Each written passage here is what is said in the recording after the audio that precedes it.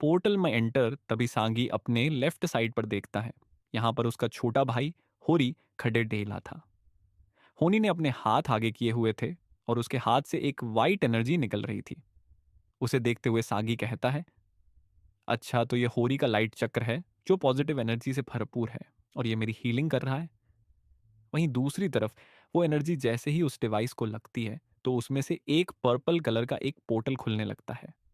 धीरे धीरे ये पोर्टल बड़ा होते जाता है और इसे देख उन सब की आंखों में चमक नजर आने लगी थी। कुछ ही देर में वो पोर्टल पूरी तरह से खुलता है और यह देख आनंद खुश होते हुए कहता है, तुम सब ने अपना काम बढ़िया किया, अब आगे का काम मेरा।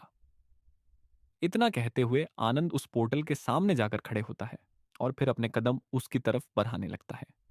लेकिन अभी वो पोर्टल मैं जा पाता उससे पहले ही एक फायरबॉल उस पोर्टल को लगती है। इस वार को देख वो सब उस तरफ देखते हैं, यहां से वो वॉर आया था। उस तरफ अर्जुन, चकाला और बाकी तीनों लीजेंडरी सेज थे। उन्हें देखते हुए विक्रम कहता है, लेजेंडरी सेज यहां आ गए हैं। वहीं आनंद सामने देखता है तो पाता है कि वो पोर्टल फाबारा से डिफॉर्म होने वाला है। ये देख वो जल्दी से भागकर उस पोर्टल की तरफ जाते हुए कहता है, तुम सब उन्हें देखो, मैं पोर्टल मैं एंटर करता हूं। इतना कहकर वो उस पोर्टल में चले जाता है। वहीं ये दिल्ली झकाला कहता है, अंजना और राकेश तुम दोनों उन्हें संभालो और मैं और अर्जुन इस पोर्टल में एंटर करते हैं। इतना कहकर अर्जुन के साथ वो उस पोर्टल में कूदता है, लेकिन तभी वो सामने देखता यही, सामने अर्जुन की तरफ एक पतला सा ब्लेड आ रहा था। उसे देख जकाला जल्दी से उस वार को खुद पर ले लेता है और इससे वो पीछे की तरफ जाने लगता है। वहीं अर्जुन पोर्टल के अंदर चले जाता है। ये देख चकाला अपने सलिंग को आगे करता है और तभी उस मय से दो नीडल निकलती है और सामने उस पोर्टल में चले जाती है। तभी वो पोर्टल भी बंद हो जाता है। चकाला जमीन पर से खड़े होता है और चेस्ट पर से उस ब्लेड को निकलते हुए कहता है, अच्छा तरीका था मुझे अर्जुन से दूर करने का। जकाला की बात सुन विक्रम कहता है, सच कहे तो हमारा ऐसा कोई इरादा नहीं था, लेकिन जब हमने अर्जुन को देखा तो मैंने सोचा यही सही समय है कि हम उसे मार सके। इतना कहकर वो थोड़ डीएचएस रुकता है और फिर एक डरावनी स्माइल अपने चेहरे पर लाते हुए कहता है, वो गॉड स्पिरिट भी तो उसके पास है। विक्रम की इस बात को सुन सबके चेहरे पर हैरानी थी। चकाला हैरानी मैं विक्रम से पूछता है, अर्जुन के पास वो गॉड स्पिरिट है, ये बात तुम्हें कैसे पता? चकाला की बात सुन विक्रम कहता है, मास्टर चकाला, आपकी हैरानी देख मुझे काफी मजा आ रहा था, लेकिन सोच रहा हूं कि आपको बता देता हूं। वो दरअसल मैं 3 बार महेश मैं आ चुका हूं। हर एक बार मुझे वो गॉड स्पिरिट पेंडेंट अपनी जगह पर नहीं दिखा, लेकिन जब मैं पहले वार महेश पर वार किया था तब मैंने अर्जुन के गले में वो पेंडेंट देख लिया था, लेकिन मैंने उसे आम पेंडेंट समझा था। लेकिन जब मी आखिरी बार महेश में आया तो मैंने वहां गॉड स्पिरिट की एनर्जी को महसूस नहीं किया और ना ही अर्जुन और तुम्हारी एनर्जी को महसूस किया। इससे मैं इतना समझ गया था कि वो पेंडेंट अर्जुन के पास है और अर्जुन को यहां देख मैं समझ गया था कि यही वो मौका है कि हम अर्जुन से वो पेंडेंट ले सके। तो मैंने आनंद को यह प्लान बताया। अब तक तो वो दोनों किसी और टाइमलाइन में पहुंच गए होंगे। विक्रम की इतनी बात सुन जकाला आगे कहता है, वैसे यह टाइम पोर्टल किस टाइमलाइन से जुड़ा है?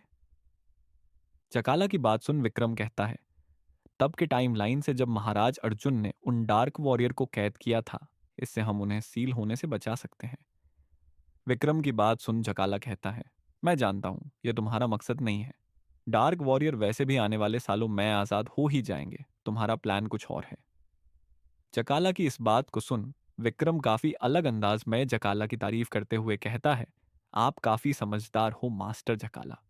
हाँ सही समझे, हमारा कुछ और मकसद है और वो मकसद है सन, मून और स्टार एनर्जी को हासिल करना। इसके लिए हमने महाराज अर्जुन की टाइमलाइन ओपन की है। एक बार उस सन, मून और स्टार एनर्जी को हम हासिल कर लें तो उसके बाद सभी देशों पर हमारा राज होगा। इतना कहते ही विक्रम जोर जोर से ठहाके मारकर हंसने लगता है। विक्रम की बात सुन चकाला एक स्माइल के साथ कहता है, तुम्हारा यह प्लान अल भी काम नहीं करेगा। अर्जुन भी वहां गया है, वो कभी ऐसा होना ही नहीं देगा। वो उस आनंद को रोकेगा। जकाला की बात सुन विक्रम कहता है, अर्जुन, वो अर्जुन जो अपने चक्र और स्प्रिट को भी कंट्रोल नहीं कर सकता। आनंद उसे पलक झपकते ही मार देगा। माना कि उसके पास वो गॉड स्पिरिट भी है, लेकिन वो कभी उसे कंट्रोल नहीं कर पाएगा। विक्रम की बात सुन जकाला तंज कसते हुए कहता है, क्या कहते हो? यहां बैठकर इंतजार कर लेते हैं, पता चल जाएगा कि किसकी बात सच होती है। वैसे भी मैं जानता हूं कि तुम जानते हो कि अगर हम लड़े तो काफी कम चांस है कि तुम जीतोगे, तो क्यों ना उनका इंतजार किया जाए। झकाला की बात सुन विक्रम कहता है, मास्टर झकाला, सोच तो आपकी भी यही है। आप भी जानते हैं कि अगर आप लदे हो सकता है कि आपके साथियों को एक बड़ा नुकसान झेलना पड़े। लेकिन फिर भी मुझे आपकी यह आइडिया अच्छा लगा। देखते हैं कि आनंद और अर्जुन मय से कौन जिंदा वापस आता है। वहीं दूसरी तरफ आसमान से एक पोर्टल खुलता है और तभी उस मौ से अर्जुन जमीन पर आकर गिरता है। अर्जुन खड़े होते हुए कहता है, एक तो नशेद्धी दादा को वो नीडल का वार, और ऊपर से यह गिरना। इतना सोच अर्जुन अपने कंधे से को ट्रांसफॉर्म स्किल से बदल लेता है। ऐसा करते ही अर्जुन का चेहरा हल्का फुल्का बदल गया था और उसके सिर पर एक हेट आ गई थी। अर्जुन यह देख खुद से कहता है, अब कम से कम मैं अर्जुन तो नहीं ही लग रहा हूं। इतना सोच वो एक तरफ मुद्दता है और तभी सामने किसी को देख उसके कदम रुक जाते हैं। सामने एक पेडडेज के पीछे से रागिनी झांक कर अर्जुन को देख रही थी। से उस नीडल को निकलता है जो जकाला ने वार किया था, और फिर आसपास की जगह को देखते हुए कहता है, यह मैं कहाँ आ गया? 9 साल पहले की टाइमलाइन अर्जुन अपने आसपास देखता है और पाता है कि वो एक जंगल है, और वो जंगल उसे जाना पहचाना लग रहा था। जंगल के पेड़ों की तरफ देखिए हुए अर्जुन कहता है, ये तो महेश के बाहर का जंगल है। क्या उस पोर्टल से मैं यहां आ गया क्या? नशिद्दी दादा ने बताया था कि यह पोर्टल समय में पीछे ले जाता है, तो इसका मतलब मैं समय में पीछे आ चुका हूं। लेकिन यह समय कौन सा है, मुझे पता लगाना होगा। और मेरे साथ वो बड्ढे भाई आनंद भी यहाँ आया था, वो कहाँ है? और उनके यहाँ आने का क्या मकसद है, मुझे वो भी पता लगाना है। मैं जानता हूं कि उनके दिमाग में कुछ तो बुरा चल रहा है।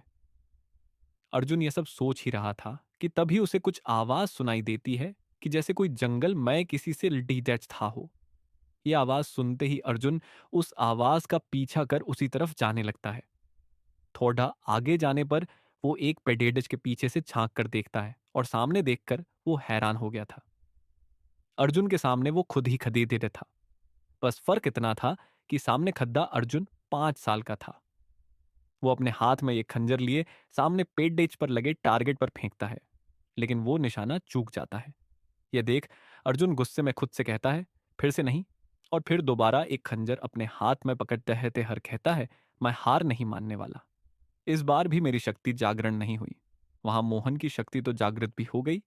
अगर ऐसा चला तो वो मेरे से काफी आगे निकल जाएगा और मैं कभी भी महाराज अर्जुन जितना स्ट्रांग योद्धा नहीं बन पाऊंगा। ये सोचते हुए अर्जुन दोबारा उस खंजर को पेडेड की तरफ फेंकता है। अर्जुन का वो वार पेडेड पर तो लगता है, लेकिन टारगेट पर नहीं लग पाता। यह देख अर्जुन परेशान होते हुए कहता है, फिर से मैं चूक गया। वहीं थोड़ी देर ट्रेन करने के बाद और कई तरह की ट्रेनिंग करने लगता है, जैसे अपनी स्पीड बढ़ाना और अपनी ताकत बढ़ाना। अर्जुन इन सब ट्रेनिंग को पूरी शिद्दत और जुनून से कर रहा था। ये सब देख अर्जुन को वो समय और अच्छे से याद आने लगा था। वो मायूस होते हुए कहता है, शायद इसी ट्रेनिंग की वजह से मैं यहां तक पहुंच पाया हूं। मुझे अपनी ट्रेनिंग ऐसे ही जारी रखनी होगी। लेकिन अभी यह देखने का समय नहीं है। मुझे आनंद को ढूंढना होगा और साथ ही इसका भी ध्यान रखना होगा कि कोई मुझे पहचान ना सके। इतना कहकर वो खुद रागिनी को देखते ही अर्जुन के दिमाग वो ख्याल आने लगते हैं जब रागिनी उसकी वजह से उस विमर्शक के चेम में जा फंस गई। ये सब सोचते हुए अर्जुन के चेहरे पर दोबारा एक दर्द नजर आने लगी थी। वो आगे जाकर एक पेड्डेडियज के पीछे से उसे देखने लगता है। रागिनी भी अर्जुन की ही तरह 5 साल की थी। बचपन मैं एक लंबी पिंक फ्रॉक पहनी हुई थी और दिखने में वो काफी प्यारी लग रही थी। वहीं उसकी क्रिस्टल इरिस आंखें उसे और क्यूट बना रही थीं, जिनमें अर्जुन के लिए फिक्र और परेशानी नजर आ रही थी। रागिनी अर्जुन की तरफ देखते हुए कहती है, अर्जुन, तुम कड्डीडीडी यही लिए मेहनत कर रहे हो। तुम पिछले 2 बार से अपनी शक्ति जागृत नहीं कर पाए हो। इस वजह से तुम खुद को लेकर परेशान हो और लोगों की बस्ते तुम्हें और परेशान कर रही है, लेकिन फिर भी तुम खुद को स्ट्रांग कर रहे हो ताकि तुम्हारी बॉडी उस शक्ति को जागृत करने में मदद कर सके। सच में अर्जुन, मैं भी तुम्हारी तरह बनना चाहती हूँ, और एक दिन अर्जुन, मैं जरूर तुम्हारी तरह कभी ना हार मानने वाले जनून को खुद मैं ला लूंगी। वहीं रागिनी की बात सुन अर्जुन हैरानी में खुद से कहता है, मैं जब उस समय खुद को अकेले समझता था तो दरअसल मैं तब अकेला नहीं था। रागिनी हमेशा से मेरे साथ थी। रागिनी साक्षी की तरह नहीं है कि उसने मुझे जब स्ट्रांग देखा तो फोस्ती करनी चाहिए, बल्कि इन सब के बजाय रागिनी तब भी मेरे साथ थी जब मैं खुद को अकेले समझता था। सच में रागिनी, तुम सच में बहुत प्यारी हो। मैं वादा करता हूं कि अपनी जान देकर भी तुम्हें बचाऊंगा। इतना कहते हुए अर्जुन जमीन पर बैठ जाता है और उसकी आंखों में आंसू और चेहरे पर दर्द था। अर्जुन काफी देर तक वहां बैठा रहता है, लेकिन तभी उसे सामने से एक आवाज आती है। क्या हुआ, कुछ परेशानी है क्या? यह आवाज सुन अर्जुन सिर उठा सामने देखता है। अर्जुन के सामने एक लाडी डेज का खड़ दिख रहा था, जो कि उसकी उम्र का ही लग रहा था और दिखने में कुछ कुछ मोहन की तरह लग रहा था। उसे देख अर्जुन हैरानी में कहता है, मोहन यहाँ कैसे आया? लेकिन अगले ही पल उसे एहसास होता है कि वो मोहन नहीं है। कुछ कुछ फर्क था जो उस लाडी डेडेचके को मोहन से अलग कर रहा था। अर्जुन को कुछ न कहते हुए वो लाडी डेडेका एक स्माइल के साथ कहता है, वैसे तुम हो कौन? तुम्हारा नाम क्या है? उस लाडी डेडेके की बात सुन अर्जुन एकदम कहता है, आ। लेकिन तभी वो खुद को रोकते हुए कहता है, ये क्या नाम बताने वाला था तू? तभी अपनी बात को घूमते हुए कहता है, मेरा नाम है अब्बी। और फिर अर्जुन खड़े होते हुए कहता है, वैसे तुम्हारा नाम क्या है? अर्जुन की बात सुन वो लड का कहता है, मेरा नाम है विराट। विराट नाम सुनते ही अर्जुन किसी ख्याल को खो जाता है और हैरानी के साथ कहता है, विराट? कहीं ये वही मोहन का भाई विराट तो नहीं, जिस बारे में मास्टर सिद्धार्थ और नशेद्दी दादा ने मुझे बताया है? वो तो खटर है। विराट काफी बुरा इंसान है, इसी के साथ वो काफी ताकतवर भी है। अर्जुन को ऐसे दोबारा ख्यालों में खोया देख विराट दोबारा कहता है, तुम दोबारा तुम दोबारा कहाँ खो गए अब्बी? विराट का सपना विराट के सवाल पूछने पर अर्जुन अपने ख्यालों से बाहर आते हुए कहता है, कहीं नहीं विराट बब्बा, विराट। अर्जुन अपनी जगह से खड़े होते हुए कहता है, वो विराट मेरे माता पिता को शहर में कुछ काम था, तो उन्होंने मुझे कहा कि मैं तब तक शहर घूम लूं, और वैसे भी मेरे पास कुछ दिन का समय था। अब मुझे यह समझ नहीं आ रहा था कि मैं अकेले शहर को कैसे घूम सकता हूं। काश खोज मेरी मदद कर पाता। इतना कहते ही अर्जुन मन ही मन कहता है, तुझे क्या लगता है कि विराट जैसा एक क्रिमिनल तेरी बात पर भरोसा कर लेगा क्या? ये सब बचपन से ही ऐसे होते हैं। लेकिन अगले ही पल विराट ने अर्जुन की सोच को खलत कर दिया था। अर्जुन की बात सुन विराट एक स्माइल के साथ कहता है, मैं हूं ना, मैं तुम्हारे साथ शहर घूमने में मदद करूंगा, और फिर इसके बाद हम दोनों एक साथ ट्रेनिंग भी करेंगे, ठीक है ना? विराट की बात सुन अर्जुन है मैं सिर हिलाता है, और फिर वो दोनों वहां से चले जाते हैं। वहीं दूसरी तरफ आनंद महेश के जंगल मॉय दूर टेलीपोर्ट हुआ था। वो कुछ सोचते हुए गुस्से में खुद से कहता है, मुझे 700 साल पीछे जाना था, लेकिन उस चकाला की वजह से 9 साल पीछे की टाइमलाइन में आ गया। अब अगर ऐसे वापस गया तो सब बर्बाद हो जाएगा, और उन डिवाइस का भी एक बार ही इस्तेमाल कर सकते हैं। खाली हाथ तो मैं वापस जाऊंगा नहीं। और तभी उसके चेहरे पर एक कुटिल मुस्कान आ जाती है। वो हंसते हुए खुद से कहता है, अब जब मुझे पता है कि अर्जुन ही वो इंसान है जो अब उस गॉड स्पिरिट हासिल करेगा, तो क्यों ना उसे ही यहां मार दूं। वैसे भी पिछली बार मुझे ऐसा करने का मौका नहीं मिला था। इस बार मैं खुद अपने हाथों से अर्जुन, और हो सका तो बाकी सबको मार दूंगा। आनंद आगे कहता है, वैसे भी मैं राजमहल को अच्छे से जानता हूं, और अब मैं किसी तरह अपनी उम्र को कम कर सकूं तो मैं काफी आसानी से चला जाऊंगा। आखिर मैं भी आनंद ही, महाराज जीतेंद्र का ही बेटा, तो कोई क्या ही फर्क पता कर पाएगा मुझ में। इतना सोचकर वो राजमहल की तरफ जाने लगता है। वहीं दूसरी तरफ अर्जुन विराट के साथ शहर में घूम रहा था। वीर आसपास की चीजों को देखते हुए कहता है, पता तो नहीं लगता लेकिन चीजें काफी बदल जाती है। अर्जुन की बात विराट को ठीक से सुनाई नहीं देती है, और वो उस ए दोबारा पूछते हुए कहता है, तुमने कुछ कहा अब भी? अर्जुन ना मैं सिर हिलाते हुए कहता है, नहीं, नहीं मैंने कुछ नहीं कहा। वैसे विराट तुम्हारा शहर काफी बढ़िया है। मैं तो चाहता हूं कि मैं हमेशा यहां ही रहूं। वहीं अब्बी की बात सुन विराट मुस्कुराते हुए कहता है, ये सब बाद में सोचना, पहले शहर को देखने पर ध्यान दो। वैसे अब्बी तुम्हारे पास शक्ति है, मतलब तुम कुछ पावर्स का इस्तेमाल तो कर ही सकते होंगे। मतलब तुम्हें कोई स्पिरिट तो मिलो होगी ना, वो स्पिरिट है कौन सी? अर्जुन इतने सारे सवालों को एक साथ सुनकर कहता है, अरे विराट, एक एक करके पूछ लो सवाल। अच्छा, हाँ मेरी शक्ति जागृत है और मेरी स्पिरिट लाइन है, और वो तीसरी श्रेणी की स्पिरिट है। वैसे तुम्हारे पास कोई स्पिरिट है? और मेरा स्तर 58। वहीं अर्जुन की बात सुन विराट कहता गई, इम्प्रेसिव। तीसरी श्रेणी? तुम तो अपनी उम्र के बच्चों से आगे आ चुके हो। वैसे मेरी शक्ति भी जागृत हो चुकी है, और मेरी स्पिरिट है हॉक। हॉक सुनते ही अर्जुन हैरानी में कहता है, मोहन की स्प्रिट ईगल और विराट की हॉक। किंग ना मिलता जुलता है, लेकिन फिर भी देखा जाए तो दोनों एक दूसरे के उलटे हैं। मोहन को कभी हंसते हुए नहीं देखा मैंने, लेकिन विराट तो हमेशा हंसमुख रहता है। लेकिन मैं फिर भी विराट पर भरोसा नहीं कर सकता। आगे जाकर विराट के बहुत बद्दा क्रिनल बनने वाला है।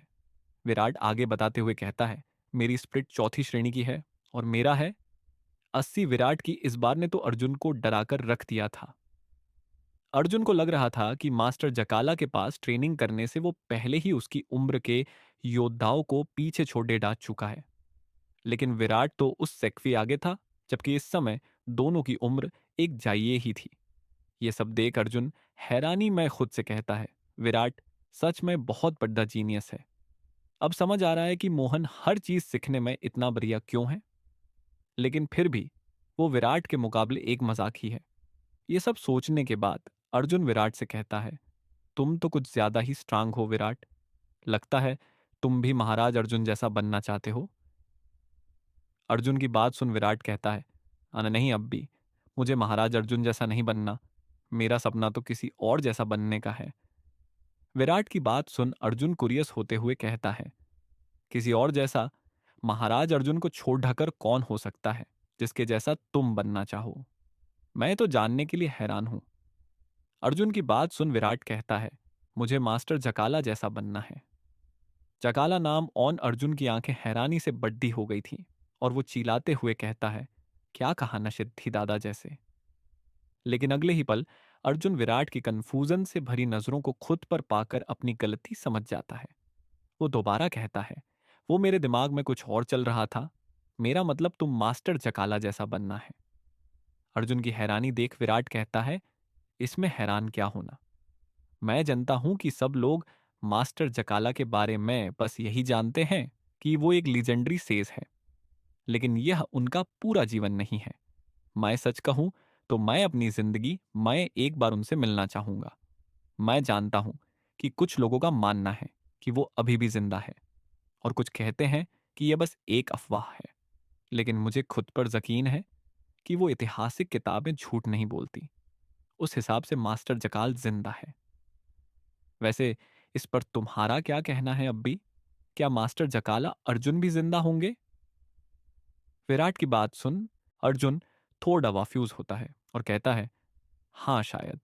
मैंने भी यह सुना तो था कि वो आज भी मौजूद है, ताकि वो उसे तैयार कर सके, जो उन डार्क वॉरियर को हरा सके। इससे ज्यादा मुझे कुछ नहीं पता। वैसे तुम मास्टर जकाला से इतना इम्प्रेस क्यों हो?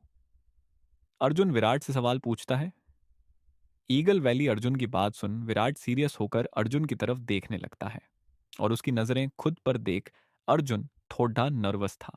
लेकिन अगले ही पल विराट थोड़ा स्माइल करते हुए कहता है, लगता है तुम्हें भी मास्टर जकाला के बारे में ज्यादा नहीं पता, और ये बात काफी नॉर्मल है। आज के समय में वो सब कहानियों में रह गए हैं, और इस बिजी समय में कौन ही उनके बारे में पढ़ेगा। तो ठीक है, मैं ही तुम्हें वो सब मास्टर जकाला के बारे में बता देता हूं जो मुझे पता है। विराट की बात सुन अर्जुन कहता कुछ नहीं, बस हाँ मैं सिर हिला देता है। वहीं विराट बताना शुरू करता है, मास्टर जकाला का इतिहास लगभग 740 साल पुराना है। उनकी शक्ति 6 साल की उम्र में जागृत हुई थी। 12 साल की उम्र में वो एक सेज रैंक पर आ चुके थे। विराट की इस बात को सुन अर्जुन हैरानी में कहता है, पर यह तो नामुमकिन है। सिर्फ 6 सालों में कोई इतना अचीव कैसे कर सकता है? अर्जुन की बात का जवाब देते हुए विराट कहता है, माना कि यह मानने में थोड़ा इम्पॉसिबल लग रहा है, लेकिन यही सच है। इसके बाद 12 साल की उम्र में उनके माता पिता का देहांत हो गया, या हम ऐसा कह सकते हैं कि महेश की रक्षा के लिए उन्होंने अपनी जान कुर्बान कर दी। इसके बाद से जकाला की जिंदगी मुश्किल से भर गई।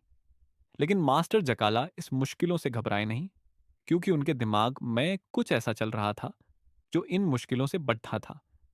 और वो था सातवें चक्र अवकेन करना। सातवें चक्र शायद, जो आज तक शायद ही किसी ने अवकेन किया था। मास्टर जकाला उसे अवकेन कर कॉस्मिक पावर्स को पाना चाहते थे, ताकि वो महेश की रक्षा कर सके। उन्हें अपने माता पिता की तरह महेश की हमेशा रक्षा करनी थी। इसलिए वो कडेडी ट्रेनिंग करने के लिए 25 साल के लिए महेश से गायब हो गए थे। कोई नहीं जानता कि इन 25 सालों के लिए वो कहाँ गए थे। लेकिन जब वो 25 साल बाद वापस आए, तो वो काफी स्ट्रांग हो चुके थे। उन्होंने 5 के 5 चक्र के बेसिक 5 स्टेज अनलॉक कर ली थी, और छठे और सातवें चक्र को भी काफी स्ट्रांग कर लिया था। इसके अलावा उनके पास लाइट चक्र भी था। इन सब के बाद उनकी मुलाकात महाराज अर्जुन से हुई थी, और वो उनके स्टूडेंट बन गए। बस यही है वो कहानी जो मैं जानता हूँ। मैं अभी भी उनके बारे में और जानने की कोशिश कर रहा हूँ, और मैं सच कहूँ तो मैं उनके चाहिए बनना चाहता हूँ। जोर अपने देश, अपने राज्य को ही सब कुछ समझे, फिर उसके लिए स्ट्रांग बनने में उसे अपनी जिंदगी के 25 साल का ही जंगल में रहकर ही क्यों ना बिताने पड़े। मैं सच में चाहता हूं कि काश मेरे टीचर भी मास्टर झकाला होते। वहीं विराट की बात सुन अर्जुन भी थोड़ा भावुक हो हैरान था। वो नहीं जानता था कि मास्टर झकाला का पास्ट ऐसा है। वो तो सोचता था कि मास्टर झकाला बचपन से ही ऐसे मौज मस्ती टाइप थे, बस एनर्जी ड्रिंक के नाम पर दारू पी और लड्डा किया, ताकि कम से कम अर्जुन तो ऐसा ही सोच रहा था। लेकिन यहां से आगे अर्जुन की सोच थोड़ी तो बदल गई थी। वहीं अर्जुन को ख्यालों में खोया देख विराट उससे कहता है, तुम फिर कहाँ खो गए अब्बी? अभी हम दोनों एक साथ ट्रेनिंग कैसने जा रहे थे, चलो मेरे साथ। इतना कहकर विराट एक तरफ जाने लगता है। वहीं उसे देख अर्जुन कहता कुछ नहीं, बस उसके पीछे पीछे जाने लगता है। थोड़ी देर बाद अर्जुन और विराट जंगल में एक खुली जगह में खड़े हुए थे। विराट अपने हाथ को आगे करता है, और तभी उसके हाथ में एक एनर्जी की आती है, और वो उसे सामने की तरफ फेंकता है। वीर उस एनर्जी को देखते हैं, कहता है, स्टेज 2 विंड एनर्जी। लेकिन विराट इसे एनर्जी फॉर्म माय क्यों भेज रहा है? ये एनर्जी तो हवा में काफी ऊंचा जाने में मदद करती है। लेकिन अर्जुन कुछ समझ पाता उससे पहले ही विराट सामने एक फायर वॉर्टक्स से वॉर करता है। ये देख अर्जुन हैरानी में आंखें बट्टी करते हुए कहता है, ये तो तीसरे चक्र का चौथा स्टेज है। विराट ने इसे भी एक्टिव कर लिया है। मैं अभी तक ठीक से तीसरा स्टेज कंट्रोल करना नहीं सीख पाया। अगले ही पल वो फायर से बनी वॉर्टक्स उस विंड एनर्जी से जा मिलता है, और ऐसा होते ही वो फायर वॉर्टक्स माय कुछ अजीब होता है। किसी बाउंसी बॉल की तरह सामने एक पेड डीएच से टकराती है, और फिर वहां से पीछे की तरफ आती है, और काफी तेजी से इन पेड्ढों के बीच टकराने लगी थी। इसी के साथ उन पेड्ढों में आग फैलती जा रही थी। यह देख अर्जुन की आंखें बैरानी से बड्डी हो गई थीं। वो खुद से कहता है, यह तो एक नया तरीका है। नशेद्दी दादा ने मुझे 2 चक्र की एनर्जी का इस्तेमाल करना तो सिखाया, लेकिन एक एलिमेंट का इस्तेमाल एक एनर्जी के साथ करना नहीं सिखाया। अर्जुन हैरानी से विराट की तरफ देखते हुए कहता है, बहुत बढ़िया विराट, लेकिन ये तुमने कहाँ से सीखा? अर्जुन की बात सुन विराट कहता है, वो दरअसल ये एक पर्सनल स्किल है। ये मैंने ईगल वैली में जाकर सीखी। वैसे तुमने ईगल वैली का नाम तो सुना ही होगा। अगर नहीं सुना तो मैं बताता हूँ। ये हमारे होलोग्राफिन्स की एक सीक्रेट जगह है। यहाँ पर सभी नहीं जा सकते। काफी मुश्किल होता है यहाँ जाना, और माफ करना इसका तरीका मैं तुम्हें नहीं बता सकता। उस ईगल वैली के अंदर एक बहुत ही खतरनाक और बड़ी डार्क ईगल रहती है, जिसके पास कई तरह की सेथ एलिमेंट और एनर्जी कॉम्बिनेशन। और वो क्या है विराट, जो उस शक्ति के बदले हमें गंवाना पड़ी सकता है? विराट की बात सुन अर्जुन उससे पूछता है। अर्जुन की बात सुन विराट थोड़ा रुकता है और कहता है, हमारी आंखें। विराट की बात सुन अर्जुन उसे दोहराते हुए कहता है, तुम्हारी आंखें? इसका क्या मतलब है? विराट आगे बताते हुए कहता है, मैं जब वहां ईगल वैली से आया था तो मुझे एक बात काफी अजीब लगी थी कि क्यों वहां और सिर्फ होलोग्राफिन्स क्लैन के लोग ही जा सकते हैं। ऐसा क्या खास है उनके पास जो बाकी किसी के पास नहीं है जो वो वहां जा सकते हैं। तो फिर मुझे एहसास हुआ कि वीएचएस जाने के बाद मेरे होलोग्राफिन्स क्लैन की इल्यूविजन आंखें थोड़ी कमजोर हो गई हैं। और ये देख मुझे समझते देर नहीं लगी थी कि इन सब का कारण वो ईगल वैली है। और इसके बाद मैंने अपने क्लैन की हिस्ट्री पर डेडिट की और मुझे वहां से पता चला कि जिसने भी वहां ईगल वैली में ट्रेनिंग की उसे अपनी आंखों की शक्ति कुछ हद तक खोनी पड़ेगी थी। और ज्यादा देर वहां रहने से एक इंसान अपनी आंखें हमेशा के लिए खो देगा। वहीं विराट की बात सुन अर्जुन की आंखें हैरानी से बड्डी हो गई थी। वो मन ही मन खुद से कहता है, मोहन, मोहन भी वहीं ईगल वैली में गया है और अगर वो वहां रहा तो वो भी अपनी आंखें गवा देगा। अर्जुन ये सब सोच ही रहा है कि तभी विराट आगे कहता है, और मैंने तो ये तक वहां पढ़ डेटा था कि बार किसी इंसान की आंखों की रोशनी चले जाए या फिर कोई ऐसा इंसान जिसके पास वो इल्यूविजन आंखें नहीं है वो वहां चले जाए तो वो ईगल वैली उसकी सोल को अब्सॉर्ब करने लगती है और एक समय के बाद वो आदमी की दुख भरी मौत हो जाती है। विराट के आखिरी कुछ शब्द सुन तो अर्जुन की हैरानी और बढ़ा गई थी। वो खुद से ही कहता है, रागिनी की ही तरह मोहन भी मेरे से दूर होने के रास्ते पर है। बेशक वो दोनों अभी सही हैं, लेकिन एक लिमिटेड समय के लिए ही। अगर मैं उस समय पर उन्हें नहीं बचा पाया तो शायद मैं हमेशा के लिए उन्हें खो दूंगा, और मैं ऐसा कभी नहीं चाहता। मुझे उससे पहले ही उतना स्ट्रांग बनना होगा कि मैं उन्हें बचा सकूं। अर्जुन को किसी खुद के ख्याल मैं उलझा देख विराट उससे कहता है, क्या हुआ अब भी, तुम काफी परेशान लग रहे हो, कुछ हुआ है क्या? विराट की बात सुन अर्जुन अपने ख्याली से बाहर आते हुए काफी मासूमियत से कहता है, विराट, क्या तुम मुझे ये एनर्जी और एलिमेंट का कंबाइन अटैक सिखाओगे? वो दरअसल मुझे अपनी लाइफ के दो ऐसे इंसानों की रक्षा करनी है जो मेरे लिए बहुत इंपॉर्टेंट है। उनकी जान खतरे में है, तो क्या तुम मुझे यह सिखा सकते हो? अर्जुन की आवाज मां एक चिंतर परेशानी नजर आ रही थी। इसे देखकर विराट भी थोड़ा इमोशनल हो जाता है। वो कुछ सोचते हुए कहता है, हाँ मुझे कोई प्रॉब्लम नहीं है, लेकिन इसे सोखने में काफी समय लगेगा। सबसे पहले तुम्हें एक साथ दोनों चक्र एनर्जी को फॉर्म करना आना चाहिए, और फिर तुम्हें अपने डार्क चक्र का इस्तेमाल कर एक एलिमेंट के साथ एक एनर्जी और डार्क चक्र का इस्तेमाल करना है।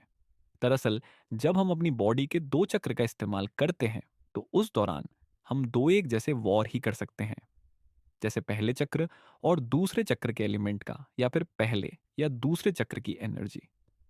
हम कभी भी उनका इस्तेमाल ऐसा नहीं कर सकते कि एक का एलिमेंट और दूसरे की एनर्जी ये दो फॉर्म हो जाती है, और इसके लिए हमें किसी दूसरे चक्र की जरूरत पड़ती है जिसमें हमारा डार्क चक्र काम आता है। विराट की बात सुन अर्जुन हैरानी और परेशानी में कहता है, यह डार्क चक्र है क्या? मैंने कई लोगों और योद्धाओं को इस बारे में कहता सुना है, लेकिन मैं समझ नहीं पाया कि यह क्या है। क्या तुम मुझे समझा सकते हो कि यह क्या है? अर्जुन की बात पूरी तरह से सुनने के बाद विराट हाँ मैं सिर हिलाते हुए कहता है, हाँ क्यों नहीं अर्जुन, मैं तुम्हें भी बताता हूं कि डार्क चक्र क्या है। लेकिन उससे पहले तुम्हें यह जानना होगा कि चक्र क्या है और हमारी शक्ति कैसे जागृत होती है। इतना कहकर विराट थोड़ा रुककर आगे कहता है, जी अब तक तुम यह जानते हो कि हमारी बॉडी में चक्र पहले से मौजूद होते हैं, लेकिन उनमें शक्ति कहाँ से आती है ये तुम नहीं जानते। दरअसल हमारी शक्ति, हमारी विल पावर इलेक्ट्रिक अनलॉक होती है। बचपन से लेकर हमारी जो विल पावर होती है वहीं आगे चलकर उस शक्ति का रूप लेती है। यह विल पावर हमारे माइंड में एक एनर्जी को प्रोड्यूस करती है और समय के साथ वो हमारी शक्ति में बदल जाती है। अगर मैं तुम्हें और पीछे जाकर बताऊं तो हमारे चक्र हमारी बॉडी के रिएक्शन को संभालते हैं और उनसे वैसी ही विल पावर प्रोड्यूसर होती है। और जब ये चक्र ऑफ बैलेंस हो जाते हैं और नेगेटिव विल पावर जनरेट होती है, नेगेटिव विल पावर कुछ और नहीं, बस एक एनर्जी है जो तुम्हें नेगेटिविटी से जोड़े रखती है। और इससे फॉर्म होता है डार्क चक्र।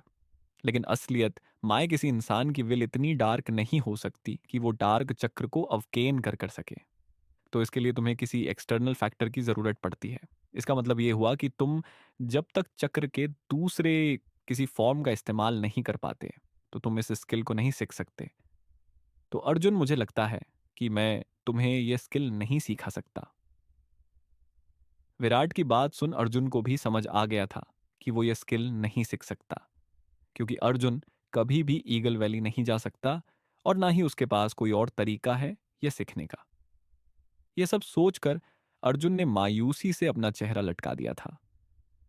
अर्जुन को ऐसे मैस देख विराट को भी अच्छा नहीं लग रहा था। विराट अर्जुन की तरफ देखते हुए कहता है, अब भी तुम मेरे लिए मेरे भाई जैसे ही हो, इसलिए तुम फिक्र मत करो। तुम्हें जिन्हें बचाने के लिए डार्क चक्र की जरूरत होगी तो मैं ही तुम्हारे साथ चलूंगा। वैसे भी एक से भले दो। विराट की बात सुन अर्जुन को थोड़ा अच्छा लगने लगा था, लेकिन अगले ही पल उसे कुछ ख्याल आता है और उसकी आंखें हैरानी से बड़ी हो जाती हैं। वो खुद से कहता है, मेरे पास एक आइडिया है।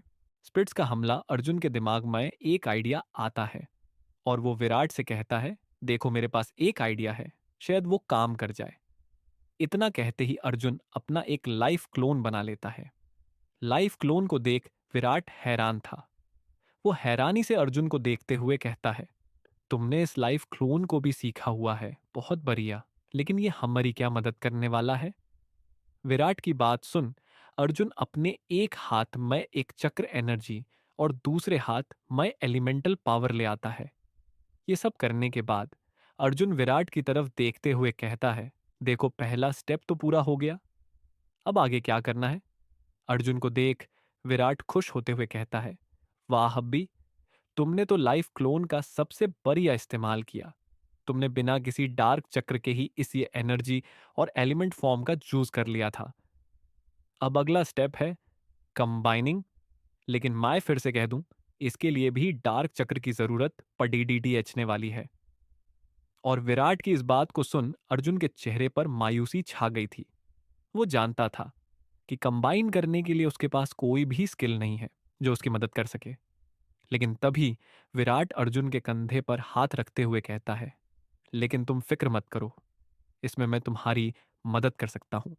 मतलब जॉबाइन करने में ज्यादा डार्क चक्र की जरूरत नहीं होता। इसके लिए तुम्हारे अंदर जो हल्की फुल्की डरना एनर्जी या नेगेटिविटी है, उसका इस्तेमाल हो सकता है। लेकिन ध्यान रहे कि यह एनर्जी काफी काम होगी, कि तुम बस इससे कंबाइन कर सकते हो। और हाँ, इसमें भी तुम्हें मेरी जरूरत होगी।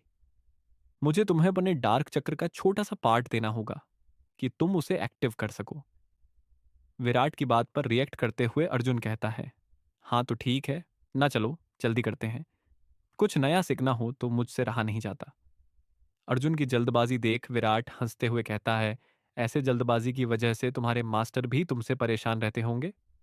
और विराट की बात सुन अर्जुन कुछ सोचता है और फिर मुस्कुराते हुए कहता है, हाँ उम्र कह सकते हो, लेकिन मुझे फिर भी फर्क नहीं पड़ डरे डसता।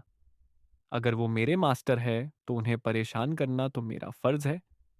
अब देखो ऐसे बातें मत करो, नई स्किल सीखने के लिए बेताब हूं। अर्जुन की इस हड्डाबद्दी को देख विराट उससे कहता है, ठीक है बाबा, चलो सबसे पहले मैं तुम्हें डार्क चक्र के बेस एक्टिव करवा देता हूं। देखो अभी, अब बैठकर तुम्हें अपने चक्र पर ध्यान देना है, या फिर मैं कह सकता हूं कि चक्र की शैडो पर ध्यान देना है। अब यह चक्र की शैडो क्या चीज है?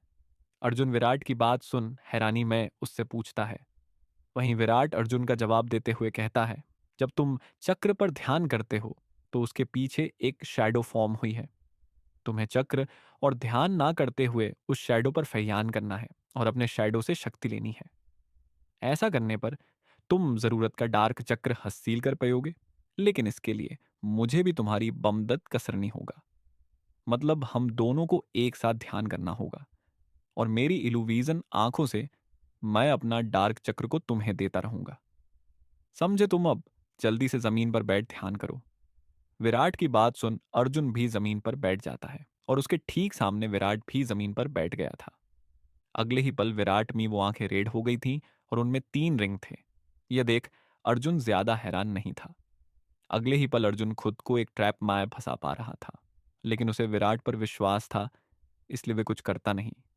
कुछ ही पल मैं अर्जुन अपने शैडो के फॉर्म में आ गया था। करीब 10 दिन बाद आनंद जंगल में एक जगह पर बैठा हुआ था। ऐसा लग रहा था कि कई दिनों से वो यहीं पर बैठा था। ऐसा लग रहा था कि पिछले 10 दिनों से वो यहां किसी चीज को अंजाम दे रहा था। वो खुद से कहता है, अब मेरे इस टेक्निक से इस जंगल की सारी स्प्रिट मेयर वश मैं है। अब मुझे इनकी मदद से महेश पर हमला करना चाहिए। इससे मैं महेश से वो महाराज अर्जुन की मूर्ति को चुरा लूंगा, जिसके गले में वो पेंडेंट है। और अगर वो पेंडेंट ही यहां नहीं होगा तो आने वाले समय में अर्जुन क्या ही लेगा। इस तरीके से वो पेंडेंट बिना किसी मुश्किल के हमारा हो जाएगा। और मैं जानता हूं कि इतनी सारी स्प्रिट्स को एक साथ लड्डी डडेचना महेश का काम नहीं है। जब अमरीगिरी के योद्धा उन स्प्रिट्स से लड्डी डेच रहे होंगे, उस समय मैं राजमहल जाकर उस मूर्ति को चुरा लूंगा और उसी समय अर्जुन को भी मार दूंगा। आखिर राज परिवार से आगे वो इकलौता ही तो बचने वाला है जो उस दिन भी मरते मरते बचा था। अब अगर गलत टाइम लाइन आ ही गया हूं तो यहां से भी कुछ फायदा ले लिया जाए। इतना कहते ही वो अपने हाथ की अंगुलियां आपस में लॉक करते हुए कहता है, स्पिरिट पोजेसेशन कंप्लीट। और उसके ऐसा कहते ही जंगल में से कई सारी स्पिरिट के चिल्लाने की आवाजें आने लगती हैं। ये आवाजें काफी भयानक और डरावनी थीं। वहीं ये सब आवाजें जंगल में बैठे अर्जुन और विराट के कानों में भी गई थीं। और इन सब को सुन वो दोनों चौकन्ना होकर लड्डेढ़ने को खड़े हो गए थे। अर्जुन हैरानी और घबराहट में कहता है, विराट ये किस चीज की आवाज थी? विराट अपनी आवाज को सीरियस करते हुए कहता है, ये जंगल में रहने वाली स्पिरिट्स की आवाज थी। और ये किसी स्टेज 5 की स्पिरिट की आवाज है। और मुझे ऐसा लग रहा है कि कई सारी स्पिरिट शहर की तरफ बरच रही है। हमें यहां से निकलना होगा, वरना हम मारे जाएंगे। अर्जुन विराट ने इतना कहा ही था कि तभी एक स्प्रिट कूद कर अर्जुन पर वार कर देती है। लेकिन तभी विराट उसके सामने आता है और तभी वो स्प्रिट अचानक अपनी जगह पर रुक जाती है। देखकर ऐसा लग रहा था कि विराट ने उसे अपने कंट्रोल में ले लिया हो। अगले ही पल बिना रुके विराट उसके 2 टुकड़े कर देता है। यह सब देख अर्जुन काफी हैरान था। तभी विराट वहां से भागते हुए कहता है, अब भी जल्दी करो, हमारे पास समय नहीं है। वहीं विराट की बात सुन अर्जुन बस शांति से वहां से भागता रहता है। राजमहल पर हमला भागते हुए विराट और महेश वापस आ गए था। अब तक महेश के योद्धाओं को भी आने वाले खतरे के बारे में पता चल गया था। वो सब चारों तरफ के जंगल के एंड में खड़े हो गए थे। वहीं विराट को आता देख एक योद्धा कहता है, कहाँ गए तुम विराट? और उस योद्धा की बात सुन विराट कहता है, कहीं नहीं सिद्धार्थ भैया। सिद्धार्थ नाम सुनते ही अर्जुन हैरान हो जाता है। वो खुद से कहता है, कहीं वो मास्टर सिद्धार्थ तो नहीं? इतना कहकर वो उस आदमी की तरफ देखता है। देखकर उस आदमी की उम्र करीब 17 साल लग रही थी, लेकिन चेहरे पर एक मुखौटा था जिससे उसका चेहरा नजर नहीं आ रहा था। लेकिन उसकी आंखें काफी बढ़िया से नजर आ रही थी। अर्जुन उनकी नाखों और चाल को देखते हुए कहता है, यह मास्टर सिद्धार्थ ही है, लेकिन ये अभी भी अपने मुखौटे में है। अर्जुन को खुद को ऐसा देखता पाकर सिद्धार्थ हैरानी में उसे देखकर कहता है, तुम अर्जुन हो ना? सिद्धार्थ की यह बात सुन अर्जुन की तो हैरानी का कोई अंत ही नहीं था। वो समझ नहीं पा रहा था कि सिद्धार्थ को कैसे उसके बारे में पता चल गया। लेकिन अगले ही पल सिद्धार्थ की एक और बात सुन उसकी जान मां जान आती है। सिद्धार्थ अपनी बात पलटते हुए कहता है, मतलब अब भी जो कुछ समय के लिए हमारे शहर में आया है, मुझे विराट ने बताया था तुम्हारे बारे में।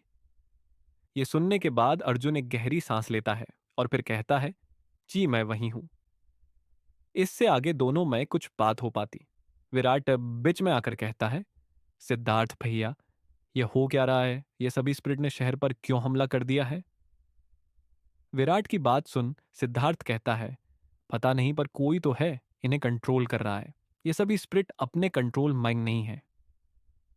इतना कहने के साथ ही वो अपना हाथ आगे की तरफ करता है और तबाही एक वाटर ड्रैगन फॉर्म होकर एक स्पिरिट को जकड़े लेता है। और अगले ही पल वो उस स्पिरिट को अपने शिकंजे में कसकर मार देता है। वहीं बाकी योद्धा भी इसी तरह उन सब से लड़ रहे थे। कुछ बड्डी स्पिरिट्स योद्धा को मार रही थी। वहीं कुछ योद्धा ग्रुप बनाकर उन पर हमला कर रहे थे और कुछ योद्धा अकेले उन्हें संभाल रहे थे। वहीं सिद्धार्थ खुद से कहता है, मुझे समझ नहीं आ रहा कि ये आदमी जो भी है इसने हमला क्यों किया, आखिर इसे क्या चाहिए। सिद्धार्थ की बात सुन अर्जुन कहता है, मास्टर सिद्धार्थ। और अगले ही पल उसे एहसास होता है कि वो कुछ गलती कर चुका है और अब यहां से वापस वो नहीं आ सकता था। अर्जुन की बात सुन सिद्धार्थ हैरानी में कहता है, मास्टर, मुझे कोई कारण नजर नहीं आ रहा मुझे मास्टर कहने का। वहीं अर्जुन अपनी बात घूमते हुए कहता है, वो क्या है ना, विराट मुझे ट्रेन कर रहा था और हम दोनों एक ही उम्र के हैं, तो मैंने उसे मास्टर नहीं कहा। लेकिन जब विराट भी आपकी रिस्पेक्ट करता भाई, तो मैंने शोभा की, मुझे आपको मास्टर कह लेना चाहिए, बस इसलिए मैंने कह लिया। क्या आपको इससे कोई प्रॉब्लम है?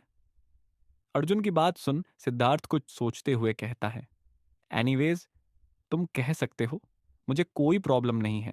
तुम बस ये बताओ कि क्या कहने वाले थे अब भी। साइड के याद दिलाते ही अर्जुन हाँ में सिर हिलाते हुए कहता है, हाँ, मैं तो ये भूल ही गया था। वो दरअसल मैं जानता हूं कि ये कौन कर रहा है और वो क्या चाहता है। अर्जुन की इस बात को सुन विराट उससे पूछता है, तो बताओ, ये कौन कर रहा है, ताकि हम उसे पकड़ डीडीडीएच सकें। विराट की बात सुन अर्जुन आगे कहता है, वो दरअसल मैं उसका चेहरा आपको ठीक से नहीं बता पाऊंगा, लेकिन ये आदमी वल्लू में से ही एक है जिनसे मुझे बदला लेना है। और मैं अच्छे से जानता हूं कि इसका लक्ष्य महाराज अर्जुन का वो गॉड स्पिरिट पेंडेंट ही है। अर्जुन की बात सुन विराट पहले तो हैरानी जताता है और अगले ही पल थोड़ा नॉर्मल होते हुए कहता है, पर यह कैसे हो सकता है? महाराज अर्जुन का वो पेंडेंट कोई भी नहीं ले सकता। वो कई सालों से वहीं पर डटा है और आज तक उसे कोई हिला ही नहीं पाया, तो वो आदमी उसे कैसे लेगा? वहीं विराट की बात सुन अर्जुन कहता है, ये सब मुझे नहीं पता, मुझे बस ये पता है कि उस पेंडेंट के पीछे है। अब वो उसे लेगा कैसे, ये मैं नहीं जानता, लेकिन वो ऐसा जरूर करेगा, ये मैं जानता हूं। तभी विराट आगे कहता है, अगर अब भी तुम्हारी बात सही है, तो इसका मतलब तो यही हुआ कि हमें इस समय राजमहल मई जाकर महाराज को इसकी खबर देनी होगी और समय रहता ऐसा कुछ होने से बचाना होगा।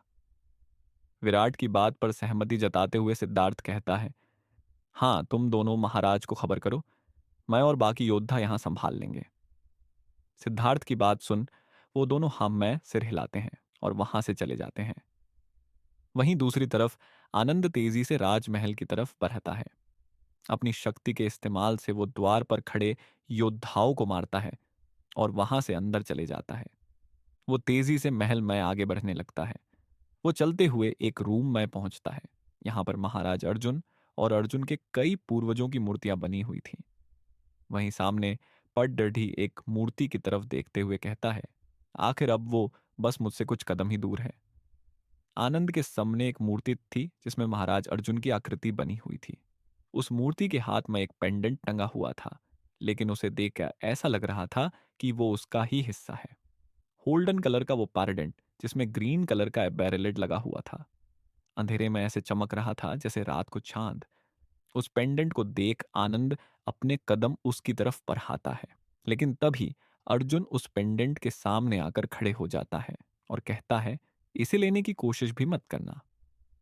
अर्जुन को वहां देख और उसकी बात सुन आनंद हंसते हुए कहता है, अर्जुन, तुम्हें क्या? वहीं दूसरी तरफ आनंद तेजी से राजमहल की तरफ बढ़ता है। अपनी शक्ति के इस्तेमाल से वो द्वार पर खड़े योद्धाओं को मारता है और वहां से अंदर चले जाता है। वो तेजी से महल में आगे बढ़ने लगता है। वो चलते हुए एक रूम में पहुंचता है। यहाँ पर महाराज अर्जुन और अर्जुन के कई पूर्वजों की मूर्तियां बनी हुई थी। वहीं सामने पडढ़ी एक मूर्ति की तरफ देखते हुए कहता है, आखिर अब वो बस मुझसे कुछ कदम ही दूर है। आनंद के सामने एक मूर्ति थी जिसमें महाराज अर्जुन की आकृति बनी हुई थी। उस मूर्ति के हाथ में एक पेंडेंट टंगा हुआ था, लेकिन उसे देख ऐसा लग रहा था कि वो उसका ही हिस्सा है। होल्डन कलर का वो पेंडेंट जिसमें ग्रीन कलर का ए बेरलेट लगा हुआ था, अंधेरे में ऐसे चमक रहा था जैसे रात को चांद। उस पेंडेंट को देख आनंद अपने कदम उसकी तरफ बढ़ाता है, लेकिन तभी अर्जुन उस पेंडेंट के सामने आकर खड़े हो जाता है और कहता है, इसे लेने की कोशिश भी मत करना। अर्जुन को वहां देख और उसकी बात सुन आनंद हंसते हुए कहता है, अर्जुन, तुम्हें क्या लगता है कि यहां आकर तुमने उस पार्डेंट को बचा लिया? नहीं, बल्कि तुमने तो मेरे दोनों काम आसान कर दिए। उस पेंडेंट को हासिल करना और तुम्हें मारना मैं जानता था कि अगर मैं इस पेंडेंट को लेने जाऊंगा तो शायद तुम मेरे पास आओ और तुम्हारे गले मैं पडेडे पेंडेंट को मैं आसानी से तुमसे ले सकता हूं।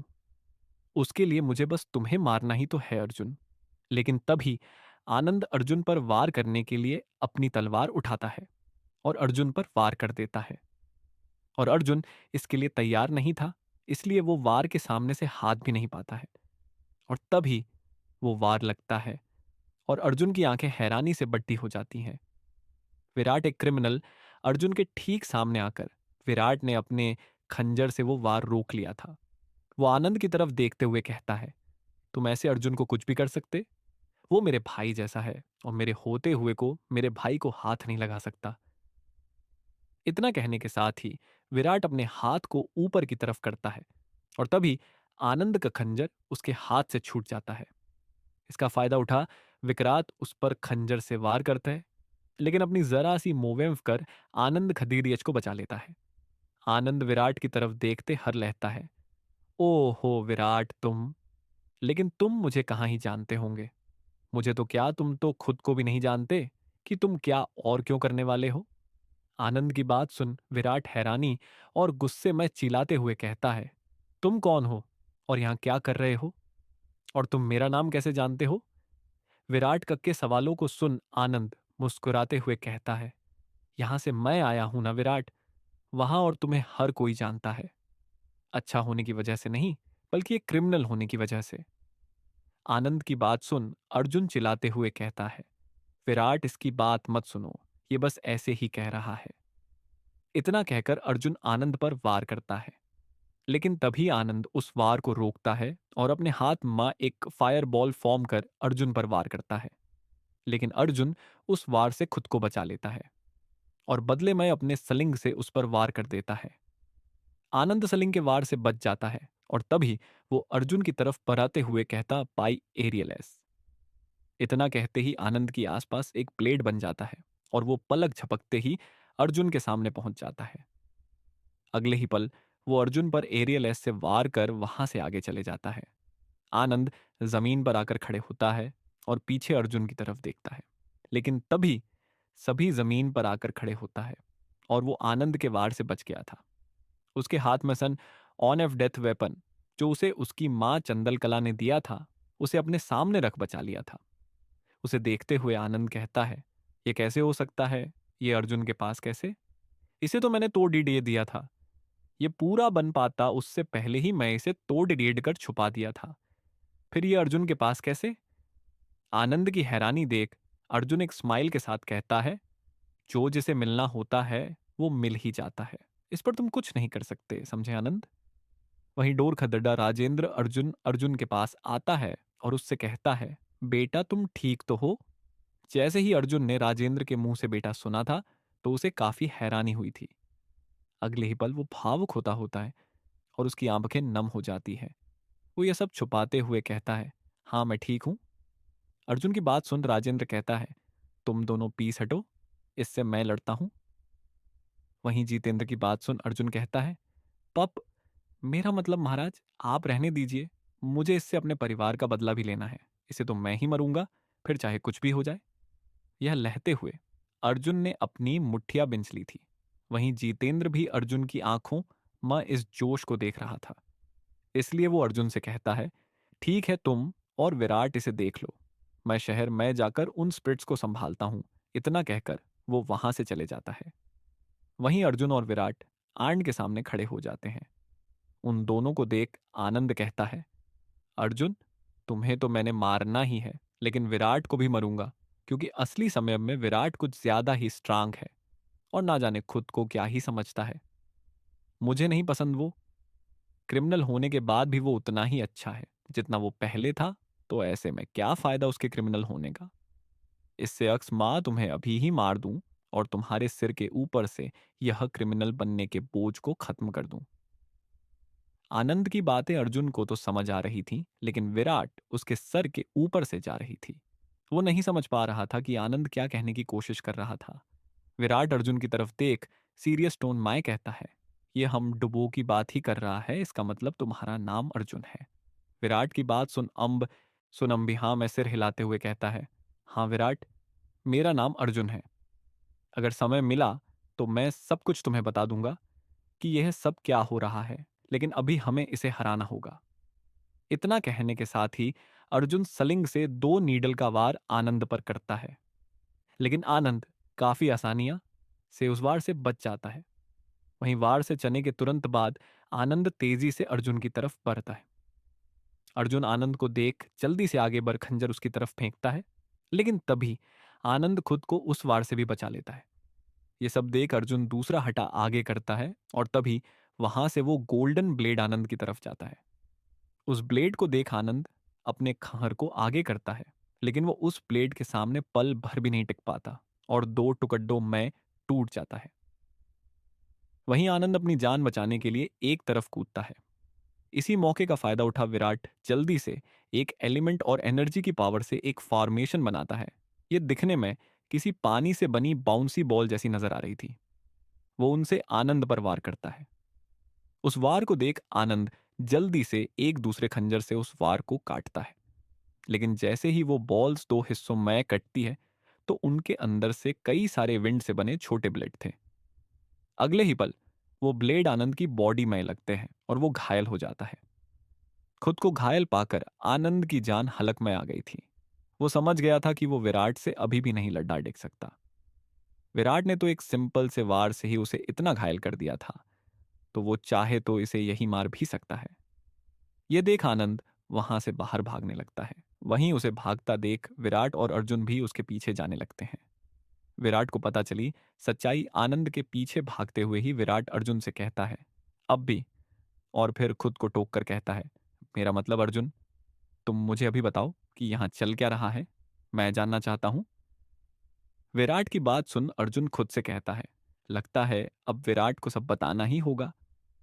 अर्जुन भागते हुए ही विराट की तरफ देखता है और कहता है, वो दरअसल तुम्हें यकीन नहीं होगा, लेकिन मैं और वो लड्डी गिच का 9 साल आगे से यहां आए हैं। मैं महाराज जीतेंद्र का बेटा अर्जुन हूं, और वो जो लड्डी चिका भाग रहा है वो भी उनका बेटा आनंद है। अर्जुन की इस बात को सुन विराट की कन्फ्यूजन और बढ़ गई थी। वो कन्फ्यूजन और हैरानी में कहता है, क्या कहा तुमने कि तुम अर्जुन हो? वो अर्जुन जो महाराज जीतेंद्र का बेटा है और वो लड्डेहज का राजकुमार आनंद है। लेकिन तुम दोनों यहाँ क्या कर रहे हो, और तुम उसे मारना क्यों चाहते हो? वो तो तुम्हारा भाई है ना? विराट की बात सुन अर्जुन कहता है, मैंने तुम्हें पहले ही बताया था कि मुझे किसी से अपने परिवार की मौत का बफला लेना है। इतना कहकर अर्जुन चुप हो जाता है। वहीं विराट अर्जुन की इतनी सी बात से सब समझ गया था। वो हैरानी में कहता है, मतलब आगे जाकर आनंद महाराज राजेंद्र को मारेगा? लेकिन क्यों? अर्जुन जवाब मैं कहता है, क्यों का जवाब मेरे पास नहीं है। हाँ, लेकिन इसके साथ भाई सुरेश और काका विक्रम भी इसमें शामिल होंगे। वहीं आनंद को मारना अब भी मेरे लिए थोड़ा मुश्किल होगा, लेकिन इस समय यह अकेला है और उसे मारने का यह मौका मैं नहीं गंवाने वाला। वहीं विराट भागते हुए आगे कहता है, एक आखिरी सवाल, मैं आगे चलकर क्या कोई क्रिमिनल बनने वाला हूं? मुझे सच बताना अर्जुन। विराट के इस सवाल को सुन अर्जुन के चेहरे पर एक घबराहट आ गई थी। इस घबराहट को देख विराट को अपना जवाब मिल गया था, लेकिन उसे अर्जुन के मुंह से सुनना था। इसलिए वो दोबारा कहता है, अर्जुन मेरी बात का जवाब दो। विराट को फोर्स करता देख अर्जुन हाँ में सिर हिलाते हुए कहता है, हाँ विराट, तुम फ्यूचर में एक बहुत बड़े क्रिमिनल बनने वाले हो, एक जी क्लास क्रिमिनल। इसकी खास वजह मुझे नहीं पता, लेकिन हाँ, मैंने कभी तुम्हें असलियत में देखा भी नहीं है। यहां तक तुम्हारे बारे ज्यादा सुना भी ही है। सब यही कहते हैं कि तुम एक स्ट्रांग वॉरियर हो जो स्काई वॉरियर के रैंक पर गया है। इससे ज्यादा मुझे कुछ नहीं पता। अपने बारे में ऐसा सुन विराट को थोड़ा गुस्सा और खुद पर घिन आने लगी थी। वो धीरे भावनाओं में बहने लगा था। यह सब देख अर्जुन समझ गया था कि यह समय इन सब चीज का नहीं है। इसलिए वो विराट को ख्यालों से बाहर निकलते हुए कहता है, विराट तुम फिक्र मत मारो। क्योंकि मैं जानता हूं कि तुमने कुछ गलत नहीं किया होगा। जो भी हुआ होगा वो अनजाने में हुआ होगा, या फिर ऐसा भी हो सकता है कि तुम पर किसी तरह का इल्जाम लगा हो। ऐसे मैं भविष्य में जाकर इस पर खोज करूंगा।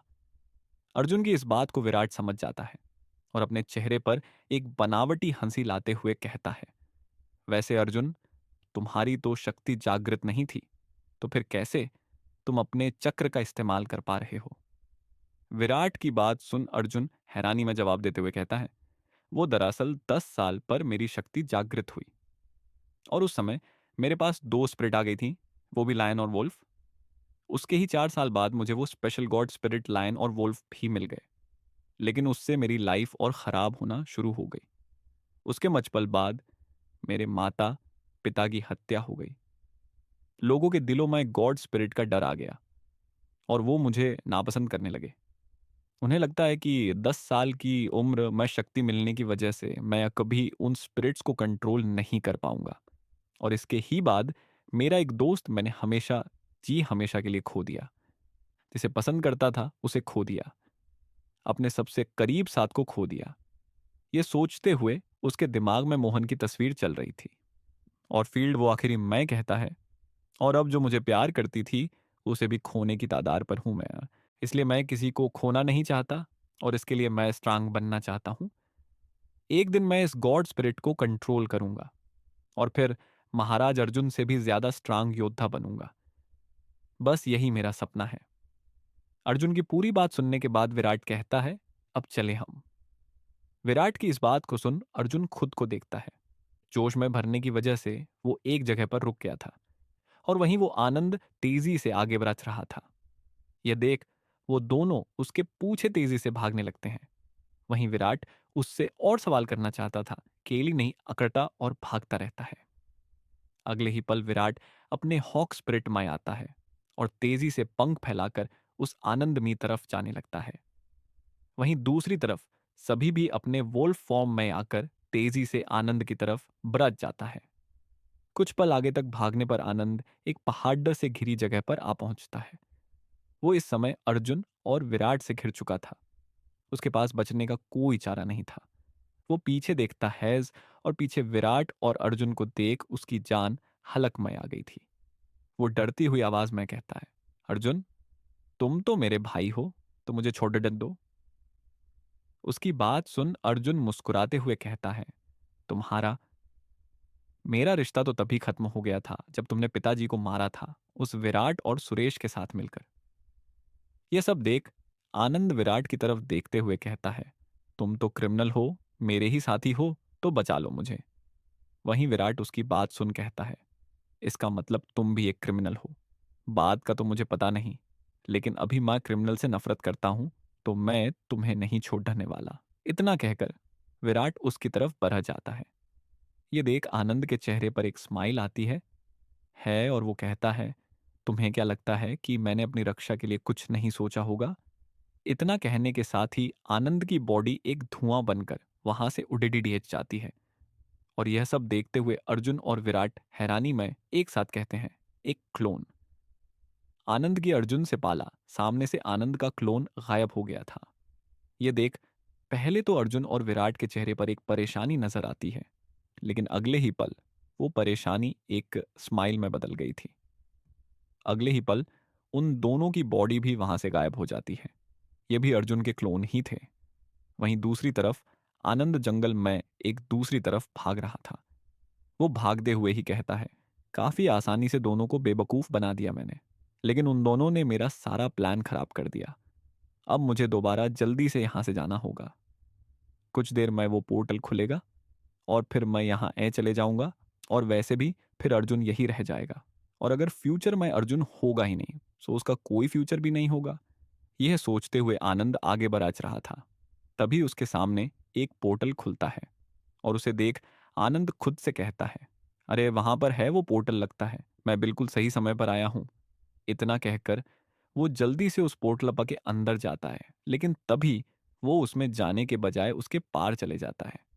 ये सब देख वो कोई रिएक्शन दे पाता उससे पहले ही एक पंच उसके चेहरे पर आकर लगता है, और वो काफी तेजी के साथ वहां से हवा में दूर पीछे जा गिरता है। एक साथ कई सारे पैडों से टकराते हुए वो दूर पीछे जा गिरता है। ये पंच इतना ताकतवर था कि विराट को अपनी इल्यूविजन के बिना आनंद के दूर जाकर गिरने की स्पीड को देख पाया था। वहीं सामने अर्जुन खड्डी टीएसी था, जो इस समय दोनों गॉड स्पिरिट लायन और वोल्फ के फर्स्ट फॉर्म में खड्डीदा हुआ था, जिससे उसकी बॉडी पे गोल्डन और सिल्वर मार्क बनकर नजर आने लगे थे। वहीं आनंद कराहते हुए खड़े होता है और अपने होंठों के पास से खून साफ करते हुए कहता है, अर्जुन, बहुत बढ़िया, तुम मुझे पंच कर पाए। और फिर विराट की तरफ देखकर कहता है, तुम मुझे कभी पसंद नहीं हो विराट। तुम आज भी क्रिमिनल ग्रुप के लिए मुसीबत हो और आगे जाकर भी बनते रहोगे। अगर तुम ना हो तो टाइटन ग्रुप कब का स्पिरिट लैंड को खत्म कर चुका होता। अब जब सब खत्म ही होने वाला है, तो अब मैं तुम दोनों को अपने साथ ले ही जाऊंगा। इतना कहने के साथ ही आनंद के स्पिरिट मय बदल जाता है, लेकिन एंड की यह स्पिरिट कहीं से भी नॉर्मल नजर नहीं आ रही थी। उसे देख अर्जुन हैरानी में कहता है कि स्पिरिट तो कुछ अलग है। वहीं विराट ये देख कहता है, लगता है ये स्पिरिट कर्सेड है। अर्जुन हैरानी में विराट से पूछता है, अब ये कर्सेड स्पिरिट क्या है?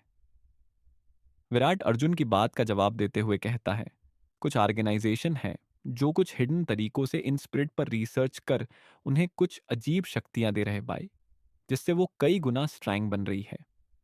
ये सब वो इन्हें गॉड स्पिरिट से स्ट्रांग करने के लिए कर रहे हैं, और उन्होंने इनका नाम कर्सेड स्पिरिट रखा है। कुछ कर्सेड स्पिरिट तो गॉड स्पिरिट की लॉ फॉर्म से भी टक्कर ले सकती है। वहीं विराट की इन बातों को सुन अर्जुन थोड़ी घबराहट मैं कहता है, कुछ तो तरीका भी होगा इसे हराने का। वहीं विराट जवाब मैं कहता है, टाइम। टाइम एक तरीका है। आखिर जो भी हो, हर स्पिरिट फॉर्म हमारी शक्ति का इस्तेमाल करता है, और जब वो शक्ति खत्म होगी तो हम वापस इंसानी रूप में आ जाते हैं, और यही हर स्पिरिट की कमजोरी है।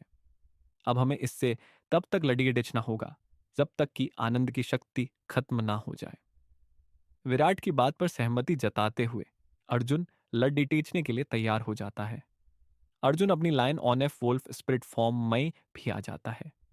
वहीं ये सब देखने के बाद विराट हैरानी में कहता है, अर्जुन, तुम सच में काफी स्ट्रांग हो। जैसा कि मुझे भी पता चल गया है कि तुमने 10 साल मौ अपनी शक्ति पाई, फिर भी तुम इस लेवल की शक्ति को कंट्रोल कर रहे हो कि अपनी स्पिरिट फॉर्म वो भी एक नहीं बल्कि दो।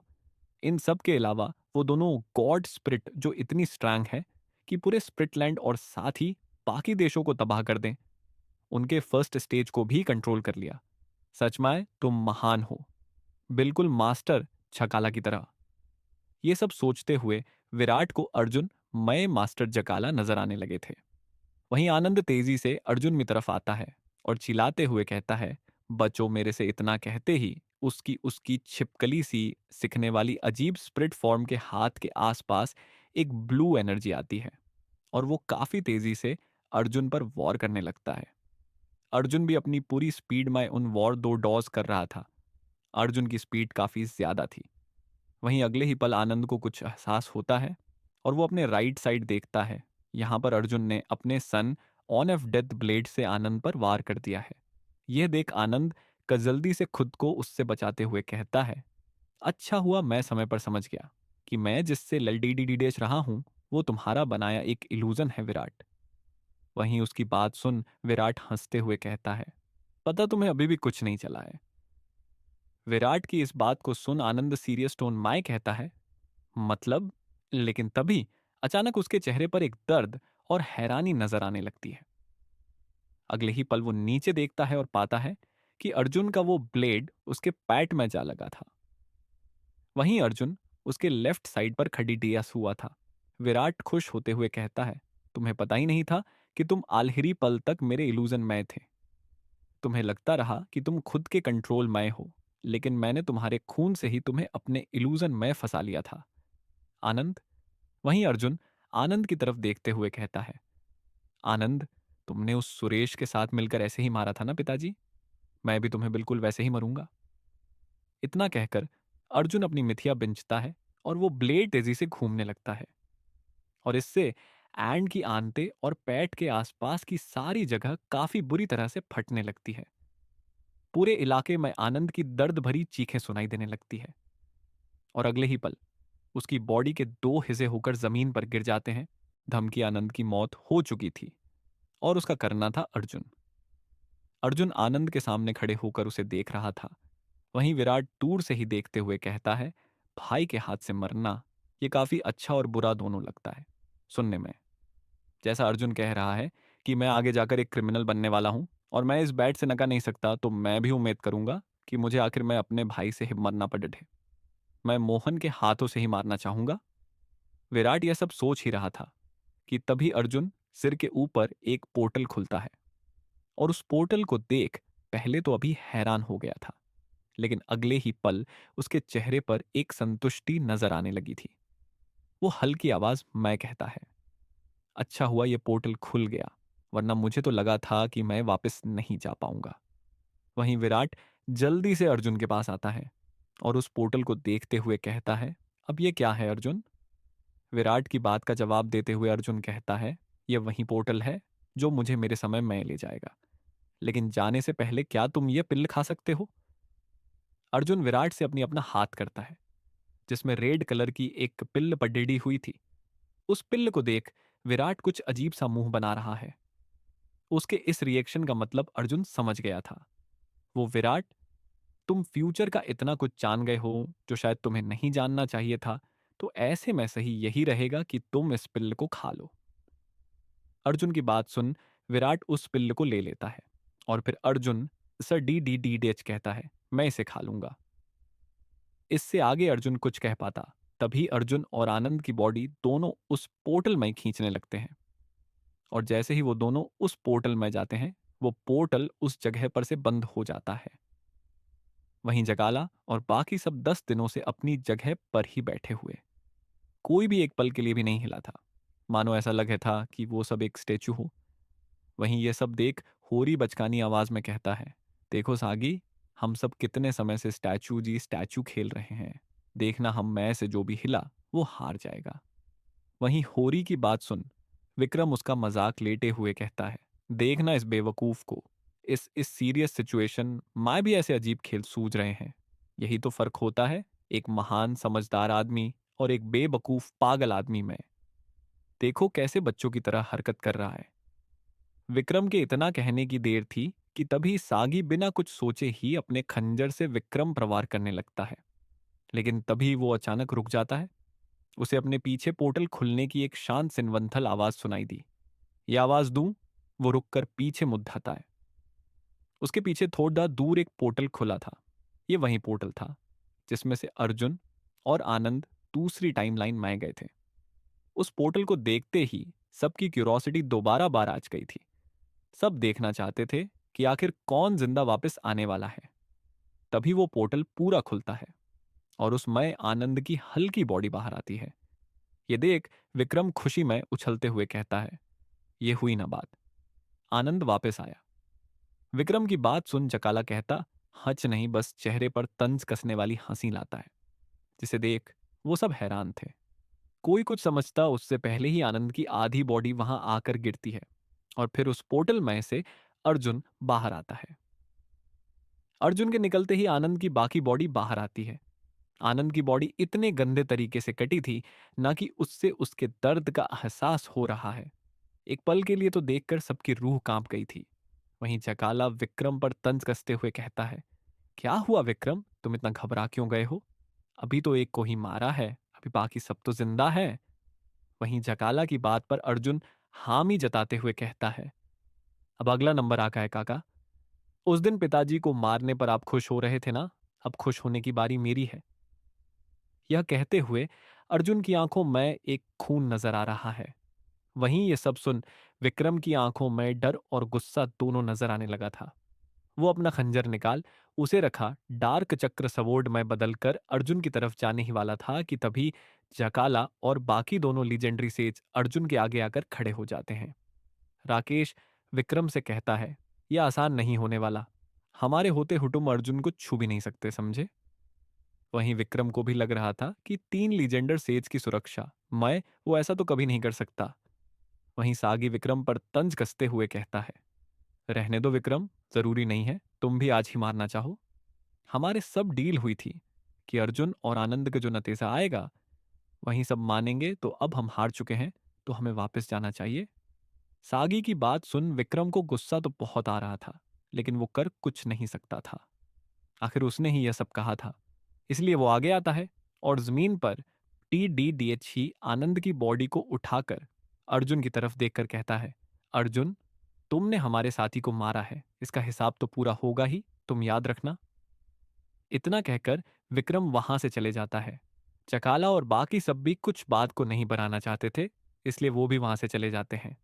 दूसरी तरफ 14 साल का विराट उस पिल्ल को अपने हाथ मय पकड़ देते हुए ही खुद से कहता है, मुझे इसे खा लेना चाहिए। और इतना कहते हैं वो उसे खा लेता है। इतना करने के बाद ही विराट की अर्जुन को लेकर वो सब बातें भूल गया था जो अर्जुन चाहता था। वहां दूसरी तरफ अर्जुन जकाला और बाकी सबके साथ वापस महेश आ गया था। अर्जुन के सवाल आनंद की मौत हो चुकी थी और उसका करना था अर्जुन। अर्जुन आनंद के सामने खड़े होकर उसे देख रहा था। वहीं विराट दूर से ही देखते हुए कहता है, भाई के हाथ से मरना यह काफी अच्छा और बुरा दोनों लगता है सुनने में।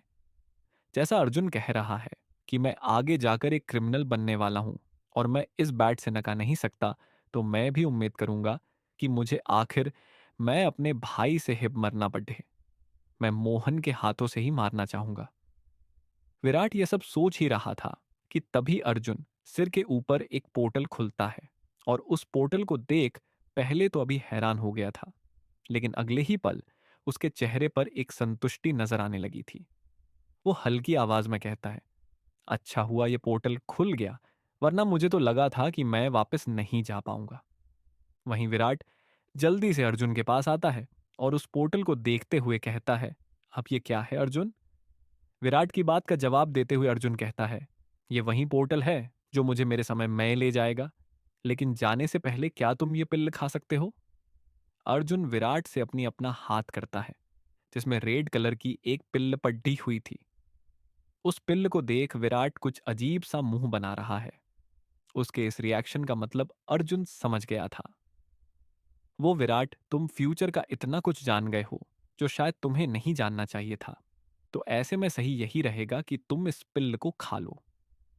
अर्जुन की बात सुन विराट उस पिल्ल को ले लेता है और फिर अर्जुन से TDH कहता है, मैं इसे खा लूंगा। इससे आगे अर्जुन कुछ कह पाता, तभी अर्जुन और आनंद की बॉडी दोनों उस पोर्टल में खींचने लगते हैं। और जैसे ही वो दोनों उस पोर्टल में जाते हैं, वो पोर्टल उस जगह पर से बंद हो जाता है। वहीं जकाला और बाकी सब 10 दिनों से अपनी जगह पर ही बैठे हुए, कोई भी एक पल के लिए भी नहीं हिला था, मानो ऐसा लग रहा था कि वो सब एक स्टैचू हो। वहीं ये सब देख होरी बचकानी आवाज में कहता है, देखो सागी, हम सब कितने समय से स्टैचू जी स्टैचू खेल रहे हैं, देखना हम में से जो भी हिला वो हार जाएगा। वहीं होरी की बात सुन विक्रम उसका मजाक लेते हुए कहता है, देखना इस बेवकूफ को, इस सीरियस सिचुएशन माए भी ऐसे अजीब खेल सूझ रहे हैं। यही तो फर्क होता है एक महान समझदार आदमी और एक बेवकूफ पागल आदमी में। देखो कैसे बच्चों की तरह हरकत कर रहा है। विक्रम के इतना कहने की देर थी कि तभी सागी बिना कुछ सोचे ही अपने खंजर से विक्रम पर वार करने लगता है, लेकिन तभी वो अचानक रुक जाता है। उसे अपने पीछे पोर्टल खुलने की एक शांत सिनवंथल आवाज सुनाई दी। ये आवाज दूं वो रुककर पीछे मुद्दता है। उसके पीछे थोड़ा दूर एक पोर्टल खुला था। ये वही पोर्टल था जिसमें से अर्जुन और आनंद दूसरी टाइमलाइन में आए गए थे। उस पोर्टल को देखते ही सबकी क्यूरोसिटी दोबारा बाराज गई थी। सब देखना चाहते थे कि आखिर कौन जिंदा वापस आने वाला है। तभी वो पोर्टल पूरा खुलता है और उस मई आनंद की हल्की बॉडी बाहर आती है। यह देख विक्रम खुशी में उछलते हुए कहता है, यह हुई ना बात, आनंद वापस आया।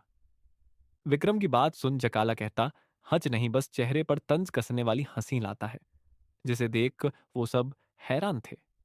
कोई कुछ समझता उससे पहले ही आनंद की आधी बॉडी वहां आकर गिरती है और फिर उस पोर्टल मय से अर्जुन बाहर आता है। अर्जुन के निकलते ही आनंद की बाकी बॉडी बाहर आती है। आनंद की बॉडी इतने गंदे तरीके से कटी थी ना कि उससे उसके दर्द का एहसास हो रहा है। एक पल के लिए तो देखकर सबकी रूह कांप गई थी।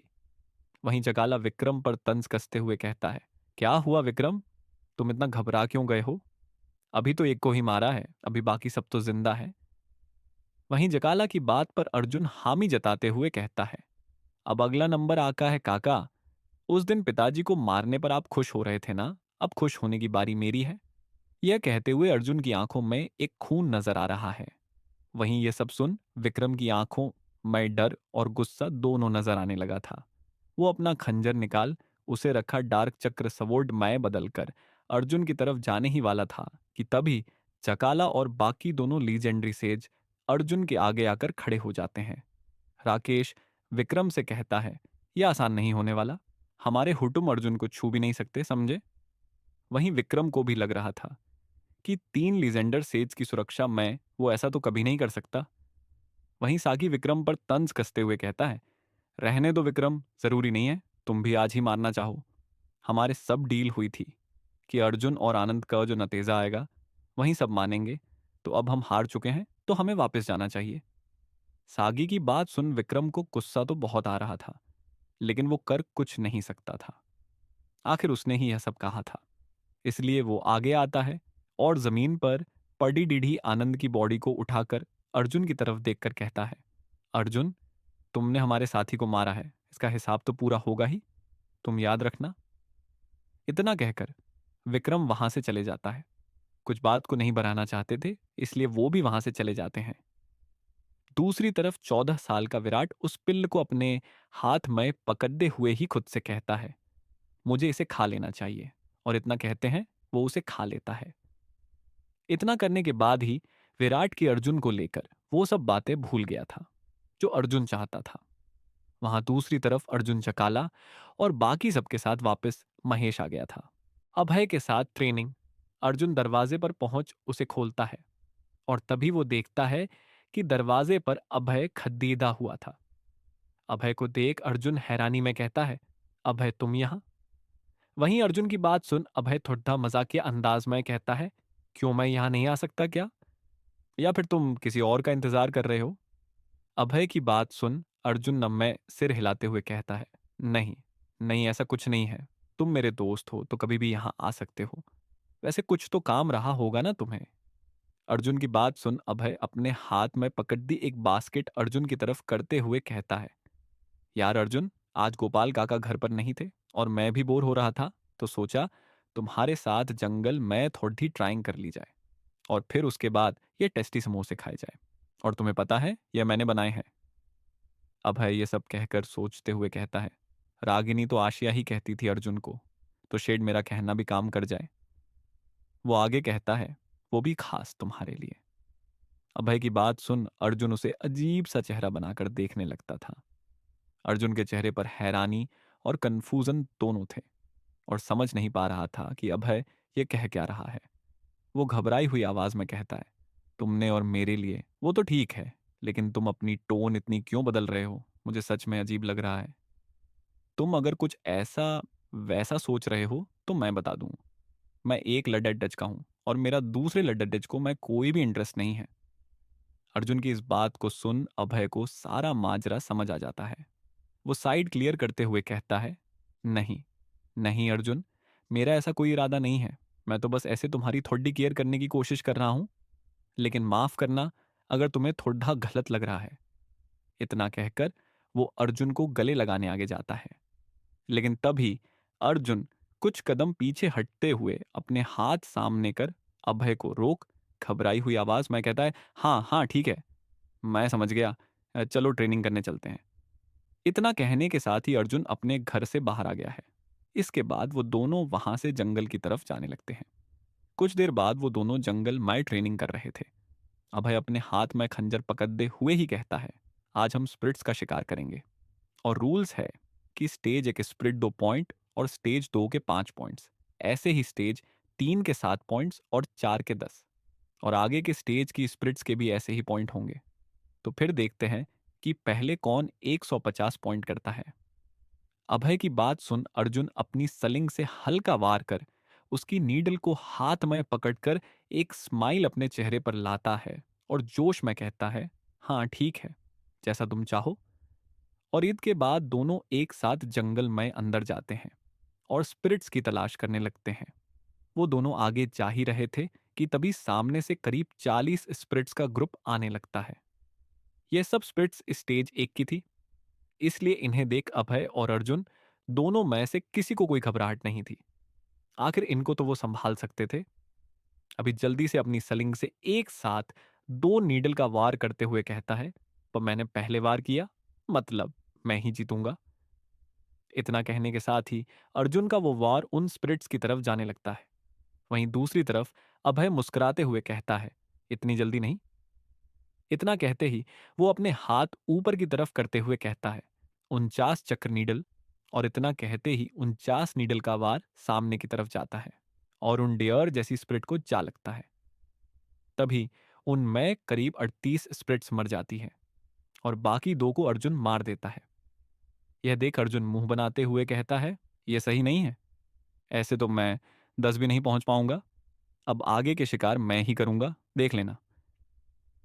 अर्जुन की बात सुन अभय दोबारा मुस्कुराते हुए कहता है, देख लेंगे। अभी उन्होंने इतना कहा ही था कि तभी सामने से एक 20 स्पिरिट्स का झुंड आता है। इसमें 7 स्टेज 3 और 5 स्टेज 2 और 8 स्टेज 1 की स्प्रिट थी। यह देख अभय कहता है, यह मुश्किल होने वाला है। हमें इस ग्रुप से दूर रहना चाहिए, ये हमारे लिए खतरा बन सकते हैं। वहीं उसकी बात सुन अर्जुन हंसते हुए कहता हो, कोई खतरा नहीं होगा, तुम बस देखते जाओ मेरी नई स्किल। इतना कहते ही अर्जुन काफी मुश्काख्त से विराट की सिखाई वो एलिमेंट एंड एनर्जी स्किल का इस्तेमाल कर विंड एनर्जी के अंदर फायर एलिमेंट का इस्तेमाल करता है और उसी बाउंसी फायर बॉल को फॉर्म कर देता है।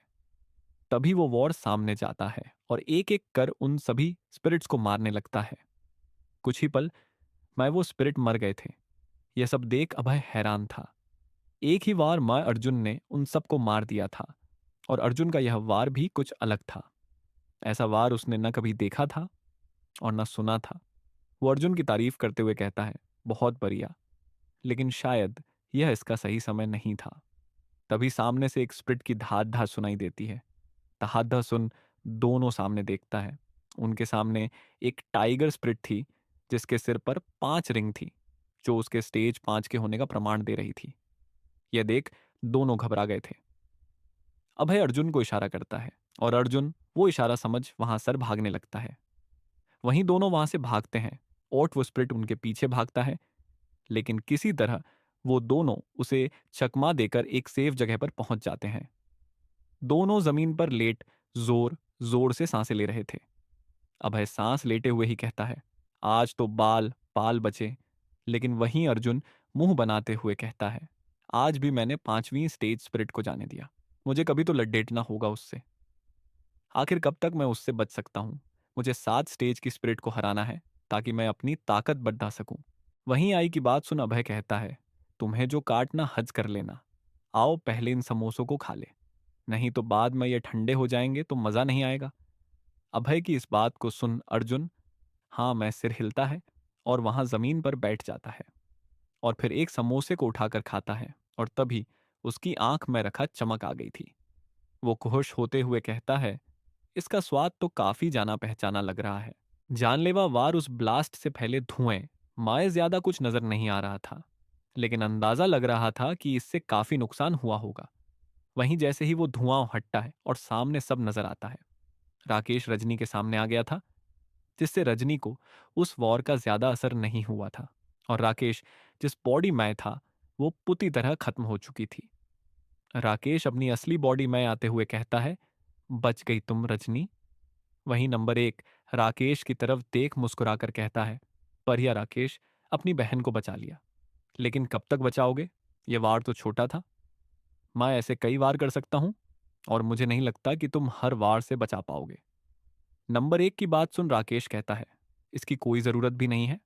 और इतना कहने के साथ ही जमीन पर पडीडी रखा दूसरी बॉडी में एंटर करता है और अपना खंजर निकाल, जिसके आसपास फायर और विंड एनर्जी की लेयर लगी हुई थी, उससे नंबर 1 पर वॉर करता है। लेकिन नंबर 1 उस वॉर को रोक लेता है।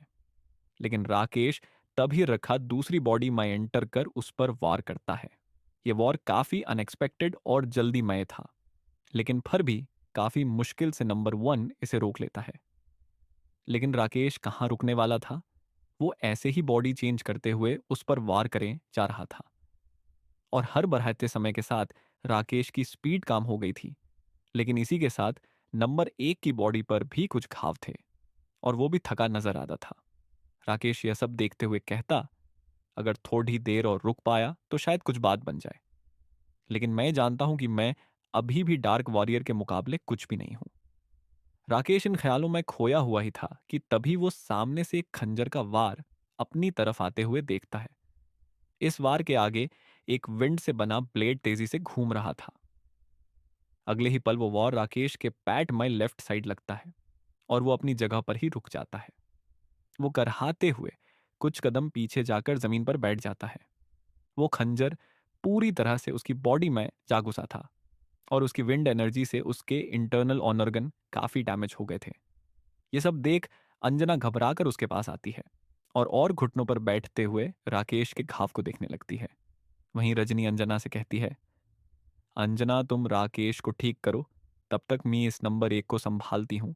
इतना कहते ही रजनी एक साथ ही कई सारे खंजर उसकी तरफ फेंकती है और अचानक उन खंजर के आगे काफी बड़ी फायर एनर्जी आ गई थी।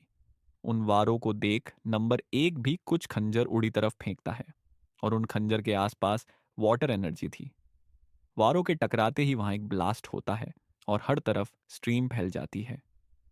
नंबर 1 आसपास चिकन्ना होकर देखते हुए कहता है, मुझे रजनी से बचना होगा, उसे अपने नजदीक नहीं आने देना होगा। मैं जानता हूं वो काफी स्ट्रांग है, उसे खुद से दूर रखूंगा तो मेरी जीत तो तय है। वो ये सब सोच ही रहा था कि तभी उसे एहसास होता है कोई उस पर पीछे से वार कर रहा है। ये देख वो पीछे मडी डेच एक खंजर फेंकता है। वार सीधा रजनी को लगता है, लेकिन तभी रजनी वहां से गायब हो जाती है। वो रजनी का क्लोन था। यह देख नंबर 1 हैरान था। वो कुछ सोचता उससे पहले ही एक पंच नंबर 1 के चेहरे पर आकर लगता है और पंच लगने के साथ ही उसे अपने चेहरे की हड्डियां टूटती हुई महसूस होती है और वो दूर जाकर गिरता है। वो जल्दी से खड़े होता है और अपने चेहरे को हाथ लगाकर चेक करता है। वहीं सामने से रजनी उसकी तरफ आते हुए कहती है, मुझे लगा था कि तुम एक पंच में लपेटे जाओगे, पर तुम बच गए। मानना पड़ेगा कि तुम हेवन वॉरियर कहलाने के लायक तो हो, लेकिन मैं फिर भी तुम्हारे हराने वाली हूं, क्योंकि न मैं ही यहाँ की चीफ हूं। तुम्हें मेरे राज्य को तबाह किया है, इसकी भराई तो तुम्हें करनी ही होगी। रजनी की बात सुन नंबर 1 हंसते हुए कहता है, भरपाई? अगर ऐसा ही है तो पहले मुझे और ज्यादा नुकसान कर ही लेना चाहिए।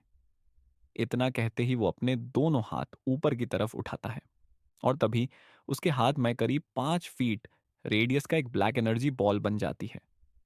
ये एनर्जी बॉल देखने में ही काफी डरावनी लग रही थी और उस मई से एक अजीब से डरावनी आवाज सुनाई दे रही थी। नंबर 1 रजनी की तरफ देखते हुए कहता है, अब देखता हूं कि तुम इससे कैसे बचती हो अपने राज्य को, महेश की चीफ। इतना कहने के साथ ही वो बड्डी सिनवंथल एनर्जी बॉल ऊपर की तरफ जाती है और बिच महेश मां गिरने लगती है। उसे गिरता देख रजनी घबराते हुए कहती है, अब मैं क्या करूं, ऐसे तो सब तबाह हो जाएगा। काश इस समय जकाला यहां होता तो वो हमें बचा लेता। वहीं वो एनर्जी बॉल धीरे धीरे महेश की तरफ बढ़ने लगती है। वहीं शहर में बचे कुछ लोग उसे आती हुई मौत की तरह देख रहे थे। साक्षी उसकी तरफ देखते हुए कहती है, अगर ये वार महेश से टकराया तो शायद हम सबकी कहानी यही खत्म हो जाएगी, कोई नहीं बच पाएगा। साक्षी की बात का जवाब देते हुए अवंतिका कहती है, मैं भी तुम्हारी बात से सहमत हूं। अगर ऐसा हुआ तो महेश का पुत्ती तरह से नमो निशान मिट जाएगा। और मैं सच कहूं तो मैं ऐसे तो नहीं मरना चाहती थी। वहीं महेश के बाहर से ही अर्णव उस एनर्जी बॉल की तरफ इशारा करते हुए कहता है, ये देखो, फिर से वही वॉर। अर्णव की बात सुन सब वहां देखते हैं। तभी अभय कहता है, और ये वार तो पहले से काफी बड़ा नजर आ रहा है। व्योम आगे अभय की बात को पूरा करते हुए कहता है, और अगर ये वार महेश से टकराया तो मुझे पूरा यकीन है कि अमगिरी का सफाया हो जाएगा। उन सब की बात सुन अर्जुन के चेहरे पर भी एक हैरानी नजर आ रही थी। वो मदद करना चाहता था, लेकिन वो कुछ कर नहीं सकता था। तभी वो वार जमीन से टकराता है और हर तरफ धुआं फैल जाता है। कॉस्मिक एनर्जी उस एनर्जी बॉल से हर रफ धुआं फैल गया था। तभी वो धुआं हल्का हटता है और सामने सचिन नजर आती है। साक्षी खुद से कहती है, ये क्या वो पावरफुल बॉल महेश से टकरा गई और हम अब भी जिंदा कैसे खड़े हैं? क्या मैं इतनी लकी थी कि उस वार से भी बच गई? वहीं रजनी, राकेश और अंजना भी काफी हैरान थे। इन सब से ज्यादा हैरान नंबर एक था। किसी को कुछ समझ नहीं आ रहा था कि आखिरी हुआ क्या है, लेकिन सब जानते थे कि धुल हटते ही सच सबके सामने आ जाएगा। अगले ही पल वो धुल सामने से हटती है और सबको सामान्य कुछ ऐसा नजर आता है जिसे देख उन सब की आंखें खुली की खुली रह गई थीं। सामने उस बड़ी सी एनर्जी बॉल के आसपास एक पानी का पड्ढा सा बबल बना हुआ था, और उसके अंदर एक सिल्वर एनर्जी थी जो उस डार्क चक्र को खा रही थी। उस वार को देख सब हैरान थे। रजनी हैरानी में ही कहती है, ये तो एलिमेंट और चक्र का कॉम्बिनेशन मूव है जो सिर्फ विराट जानता है। ये किसने इस्तेमाल किया? लेकिन तभी राकेश पिचमय कहता है, जरा ध्यान से देखो, इसमें दूसरा चक्र गॉड वोल्फ स्पिरिट का है, और ऐसा तो सिर्फ एक ही इंसान कर सकता है। राकेश के इस इशारे को समझते ही रजनी की आंखें हैरानी से बड़ी हो गई थीं। वो कुछ कहती, उससे पहले ही वो बबल अपनी जगह से ऊपर उठता है, और तभी सबको उसके नीचे खद्दा अर्जुन नजर आता है। अर्जुन को देख सब हैरान थे। होते भी क्यों नहीं, आखिर एक ऐसा वार जो अगले ही पल उन सब की जान लेने वाला था, उससे अर्जुन ने सबको बचा लिया था। अर्जुन इस समय अपनी स्पिरिट फॉर्म और साथ ही lion god spirit first form माए थे। इससे उसकी ताकत काफी ज्यादा बढ़ गई थी। वो उस बबल को उठाकर ऊपर की तरफ जाने लगता है। हालांकि वो काफी भारी था, शायद इसी वजह से अर्जुन की स्पीड भी काफी कम थी। वो जैसे ही जमीन से 100 मीटर ऊपर आता है तो सब लोगों की नजर उसी पर थी। वहीं सिद्धार्थ हॉस्पिटल की खिड़की पर अपनी पीठ स्टाकर बैठे हुए कहता है, अब मैं जानना चाहूंगा अर्जुन कि तुमने ये कहां से सीख लिया? तुम कब विराट से मिल गए? और डार्क चक्र का क्या? सवाल तो बहुत है, लेकिन अभी तुमने अच्छा काम किया। वहीं उसके ही बगल मैं खड़े होकर देख रहा अविनेश भी कहता है, सुद्धा, तुम्हें नहीं लगता कि अर्जुन काफी स्ट्रांग हो गया है? मतलब एक समय था अर्जुन इतना स्ट्रांग नहीं था। अविनेश की बात सुन सिद्धार्थ कहता है, इसमें कुछ खास नहीं है, यह तो नेचर का रूल है। जिस पेडरेज की जड्ढे जमीन के जितने गहराई से होती है, वो पेड्डा उतना ही बढ़ाता है, और उसके गिरना भी उतना मुश्किल ही होता है। मेरे लिए अर्जुन वहीं पेड्डे है। सिद्धार्थ की बात सुन अविनेश कहता है, आपने मोहन के लिए भी कुछ ऐसा ही कहा था। अविनेश की बात सुन सिद्धार्थ कहता है, मैं अपनी उस बात को बदलता हूं। मोहन एक ऐसा पेडिग्री है जिसमें ताकत तो है, लेकिन उसकी जड्डें मजबूत नहीं है। लेकिन इसी वजह से वो जब भी किसी दूसरे पेडिग्री पर गिरेगा तो उसे साथ ही ले जाएगा। दोनों ऐसे बातें कर ही रहे थे कि तभी वहां पर कूल गाय आता है, और वो खिड़की की एक तरफ बैठते हुए कहता है, और विराट के बारे क्या कहना चाहोगे? मत कहना वो भी एक बेकार पेडिग्री था। कूल गाय की बात सुन सिद्धार्थ मायूस चेहरे बनाते हुए कहता है, मैं ऐसा नहीं कहूंगा। विराट एक स्ट्रांग और मजबूत जदों वाला पेडिडेटिक था, लेकिन अफसोस उसे मेरे जैसा रखा बेकार रखवाला मिला जो कुल्हादियों से उसकी रक्षा नहीं कर पाया। इतना कहते ही सिद्धार्थ के चेहरे पर नाराजगी नजर आने लगी थी, लेकिन तभी अनुषा और विक्रांत वहां पर आते हैं।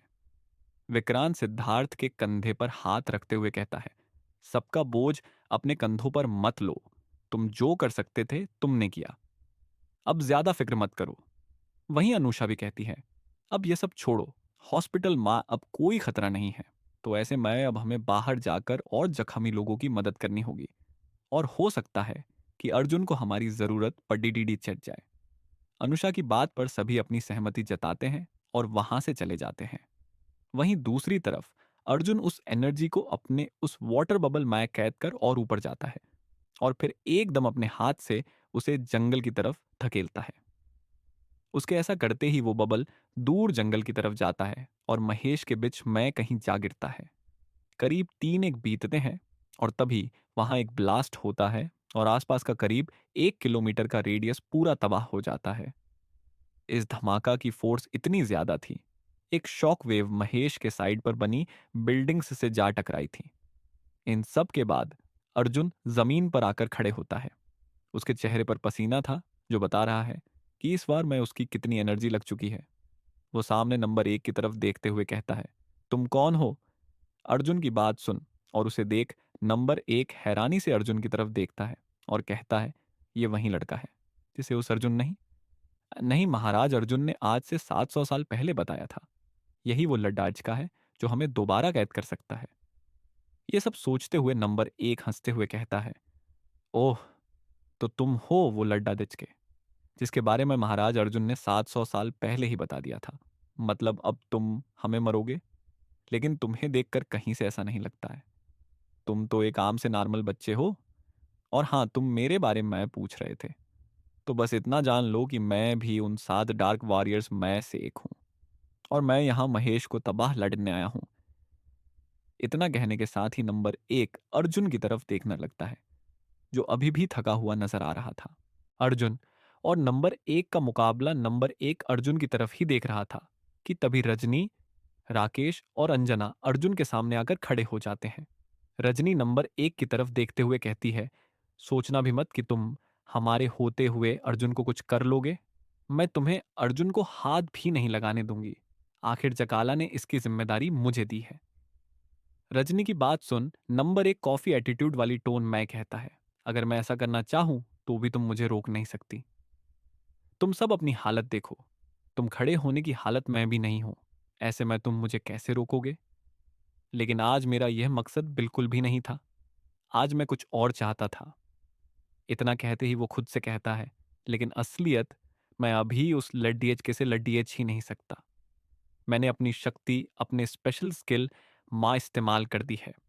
और अगर माँ उस लड्डी डी डच के अर्जुन से लडिडिया और गलती से भी उन दोनों गॉड स्पिरिट ने उस पर कंट्रोल कर लिया, तो शायद इस समय मैं उनसे ना लडी डी सकूं, क्योंकि मेरी शक्ति कम हुई है। लेकिन इन सब के बाद भी मेरे जितने के चांस ज्यादा हैं। वो यह सब सोच ही रहा था कि तभी उसके कान में एक आवाज आती है, जो करने गए हो उस पर ध्यान दो। उस लड्डूडीके को हम बाद में देख लेंगे। ये आवाज सुन नंबर एक होश में आता है। तभी रजनी उससे हैरानी में कहती है, मकसद? कैसा मकसद? रजनी की बात सुन नंबर एक हंसते हुए कहता है, मैं यहां। वहीं दूसरी तरफ सिद्धार्थ और बाकी सब वहां से जा रहे थे कि तभी उसे रास्ते माए वहीं मास्क वाला आदमी नजर आता है, जिसने पहले ही महेश से उस अनलॉक टूल को चुराया था। इस बार दोबारा उस आदमी के हाथ में अनलॉक टूल था, जिसे देखते ही सिद्धार्थ को सारा माजरा समझ आ गया था। वो उस आदमी की तरफ देख हैरानी में कहता है, तुम तो वही आदमी हो जिसने पहले भी यहां से वो अनलॉक टूल चुराया है, लेकिन मैं तुम्हें अब इसे नहीं ले जाने दूंगा। सिद्धार्थ की बात सुन उस आदमी का चेहरा तो नहीं दिखता, लेकिन पता चल रहा था कि वो सिद्धार्थ की बात को काफी हल्के में ले रहा था। वो सिद्धार्थ पर तंज कसते हुए कहता है, तुम पहले मुझे नहीं रोक सके, तो अब कैसे रोकोगे? इतना कहने ले साथ ही उस आदमी के हाथ में बद्धा सा येलो एनर्जी आती है और उसे देख सब घबरा गए थे। सिद्धार्थ चिल्लाते हुए कहता है, सब पीछे के लिए हो जाओ। वहीं सिद्धार्थ की बात सुन सभी कुछ कदम पीछे हटते हैं, और तभी वो आदमी उस येलो एनर्जी को उन सब की तरफ भेजता है।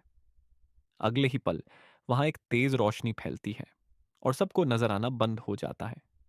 कुछ बपल बाद जो से ही वो टोशनी सामने से हटती है, सने देखकर सब हैरान थे।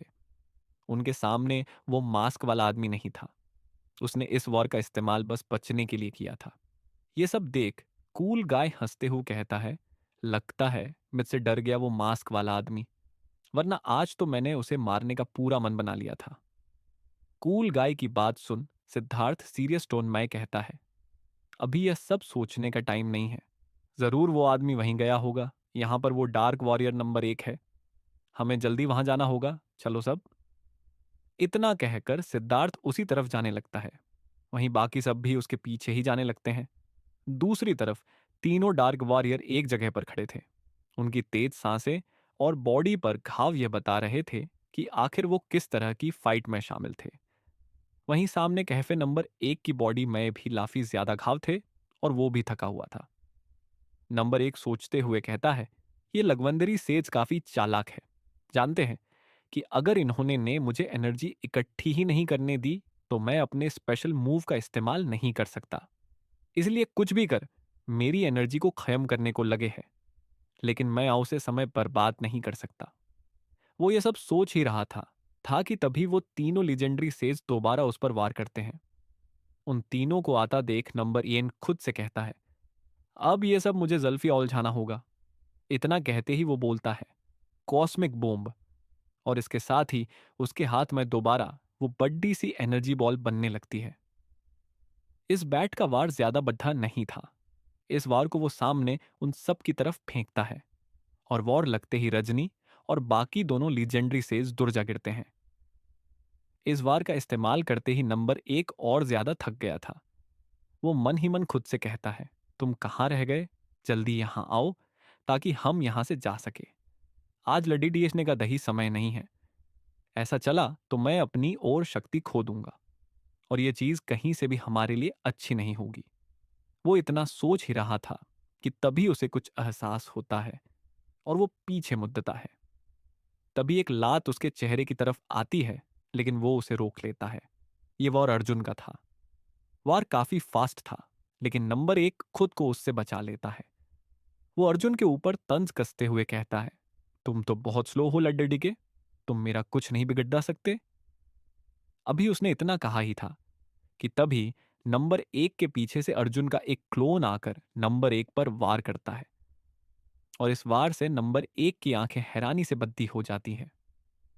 लेकिन फिर भी वो किसी तरह आखिरी पल मैं अर्जुन को छोड़कर खुद को बचा लेता है। अर्जुन जमीन पर आता है और वहीं वो नंबर एक को ही वार करता उससे पहले ही अर्जुन का एक और क्लोन उसके पीछे से उस पर वार करने लगता है।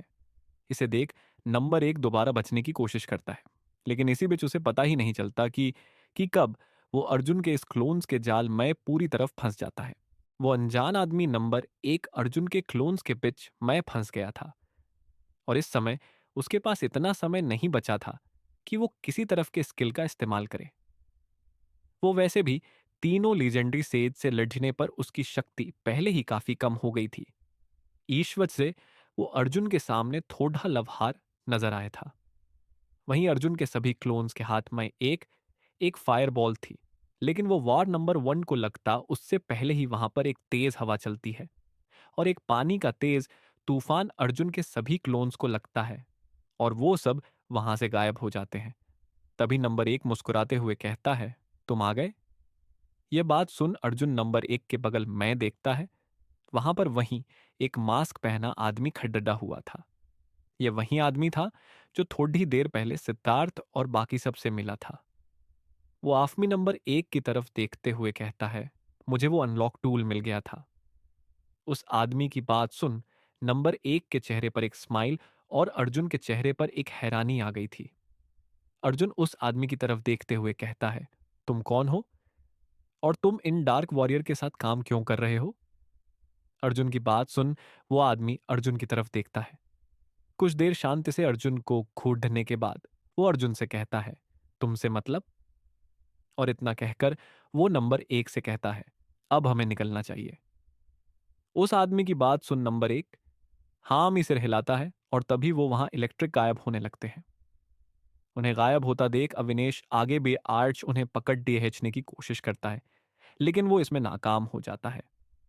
नंबर एक और वो दूसरा आदमी वहां से गायब हो जाते हैं और दूसरी तरफ सिद्धार्थ और बाकी सब भी वहां आ गए थे। सिद्धार्थ वहां पहुंचकर कहता है, तुम सब ठीक तो हो? वो डार्क वॉरियर कहाँ गया? वहीं अक्रांत, अनुषा और अविनेश तीनों लीजेंडरी सेज की खड़े होने में मदद करते हैं। वहीं व्योम, अर्णव और अभय अर्जुन के पास आकर उसकी तारीफ करते हुए कहते हैं, वाह अर्जुन, क्या खूब लदे तुम उस डार्क वॉरियर से। यकीन नहीं होता कि तुम एक डार्क वॉरियर के खिलाफ लाडी डीडी रहे थे। इस बात को सुन अर्जुन सीरियस टोन में कहता है, ऐसा कुछ नहीं था। दरअसल वो डार्क वॉरियर अपनी पूरी शक्तियों का इस्तेमाल नहीं कर रहा था। वो चाहता तो पल भर मैं मेरी कहानी खत्म कर देता, लेकिन उनका इरादा सिर्फ यहां से उस अनलॉक टूल को चुराना था। और तुमने देखा, वो ये अकेला नहीं था। उसके साथ एक मास्क पहना आदमी और था। ना जाने वो कौन था।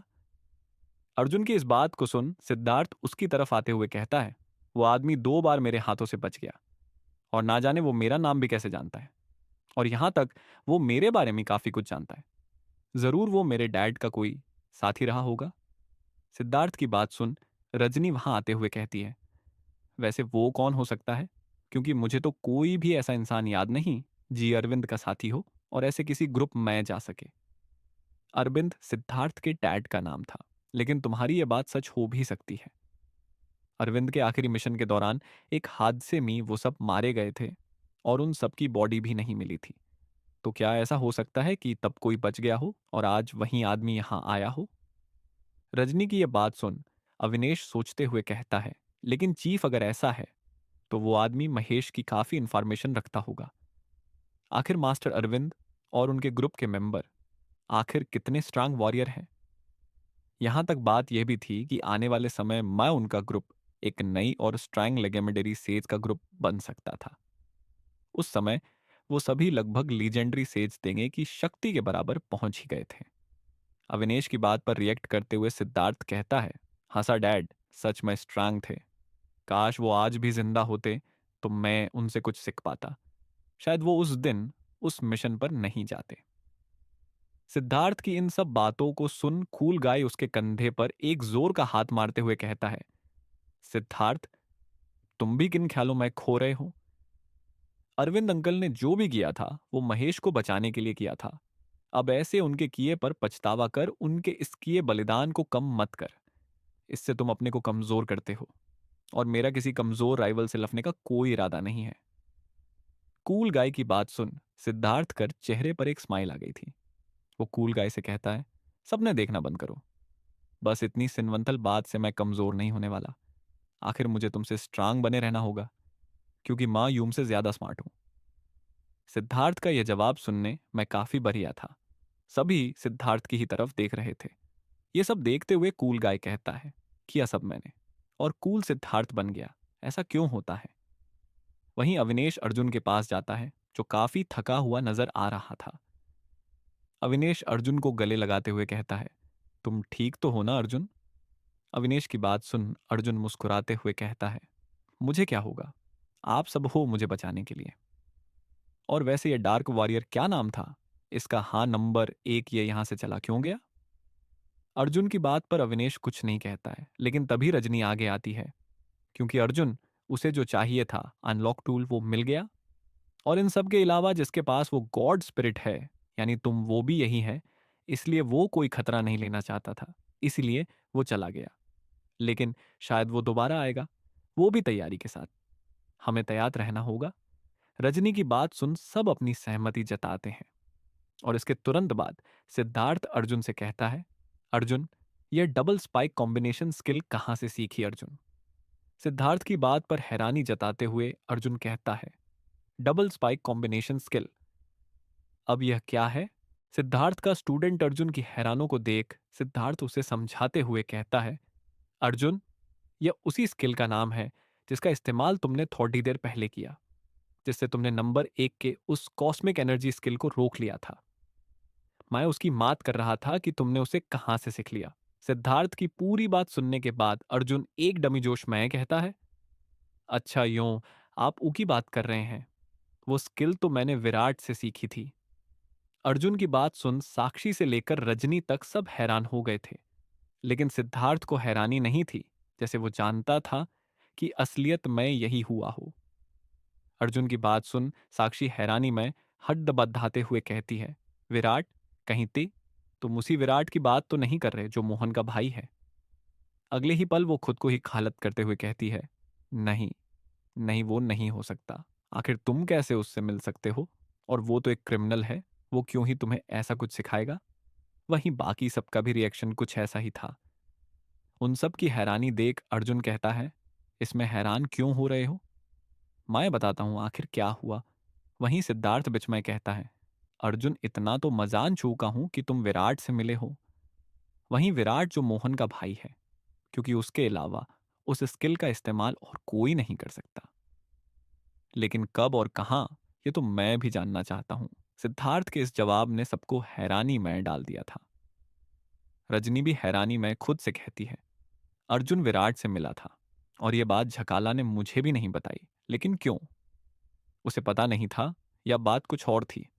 वहीं सिद्धार्थ की बात सुन अर्जुन कहता है, दरअसल वो जब मैं नशिद्दी दादा के साथ इस बार वाले टाइम पोर्टल के मिशन में गया था, उस समय टाइम पोर्टल में कुछ खराबी हुई और मैं नशिद्दी दादा और मेरे मैं से मैं ही तुम्हें पोर्टल में जा पाया।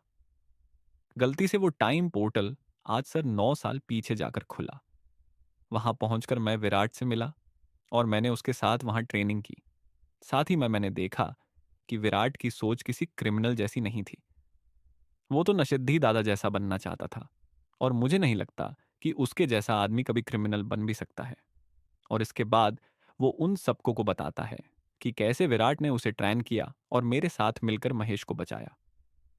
इन सब के बाद मैंने वहां पर अपने भाई आनंद को मारा और अपनी फैमिली के कातिल को खत्म कर अपने फैमिली की मौत का बदला लिया।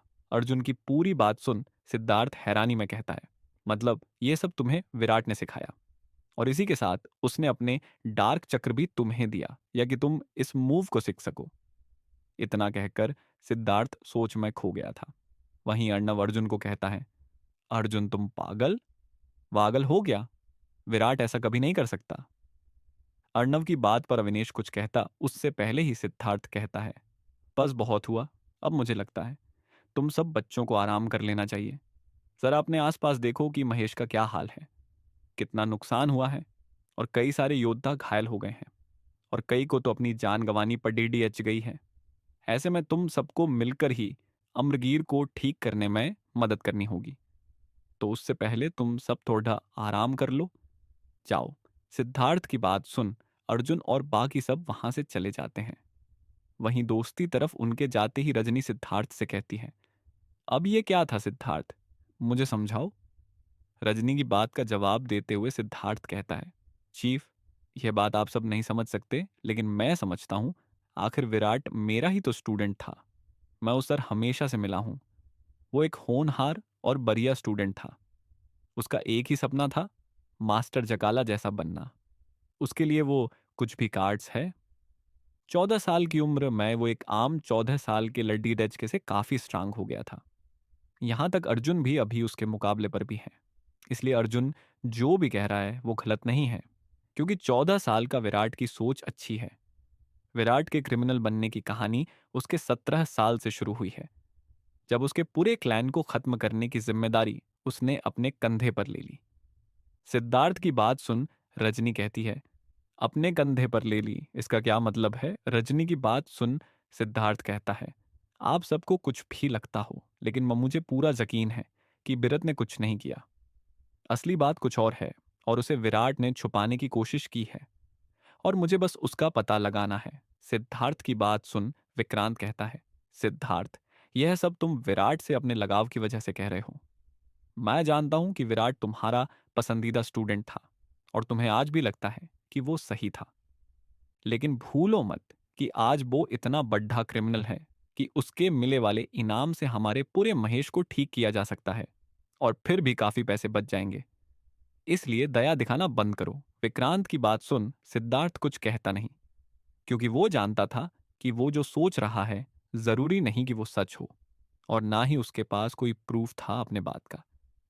इसलिए वो चुप रहना ही बढ़िया समझ रहा था। वहीं रजनी भी बात को घूमने के लिए कहती है, कुछ समय के लिए खतरा टल गया है। ऐसे में हमें अब महेश को दोबारा ठीक करने पर ध्यान देना होगा, और इसी के साथ इस पर भी ध्यान देना होगा कि अर्जुन को शहर से बाहर ना जाने दिया जाए, क्योंकि उसकी जान को खतरा हो सकता है। वैसे भी दूसरे राज्य से कुछ अजीब खबरें सुनने को मिल रही हैं कि कई स्पिरिट मास्टर को मार दिया गया है, जिस माँ से एक है लैंड को बुल्स का चीफ, जिसके पास वो स्पेशल बुल गॉड स्पिरिट थी।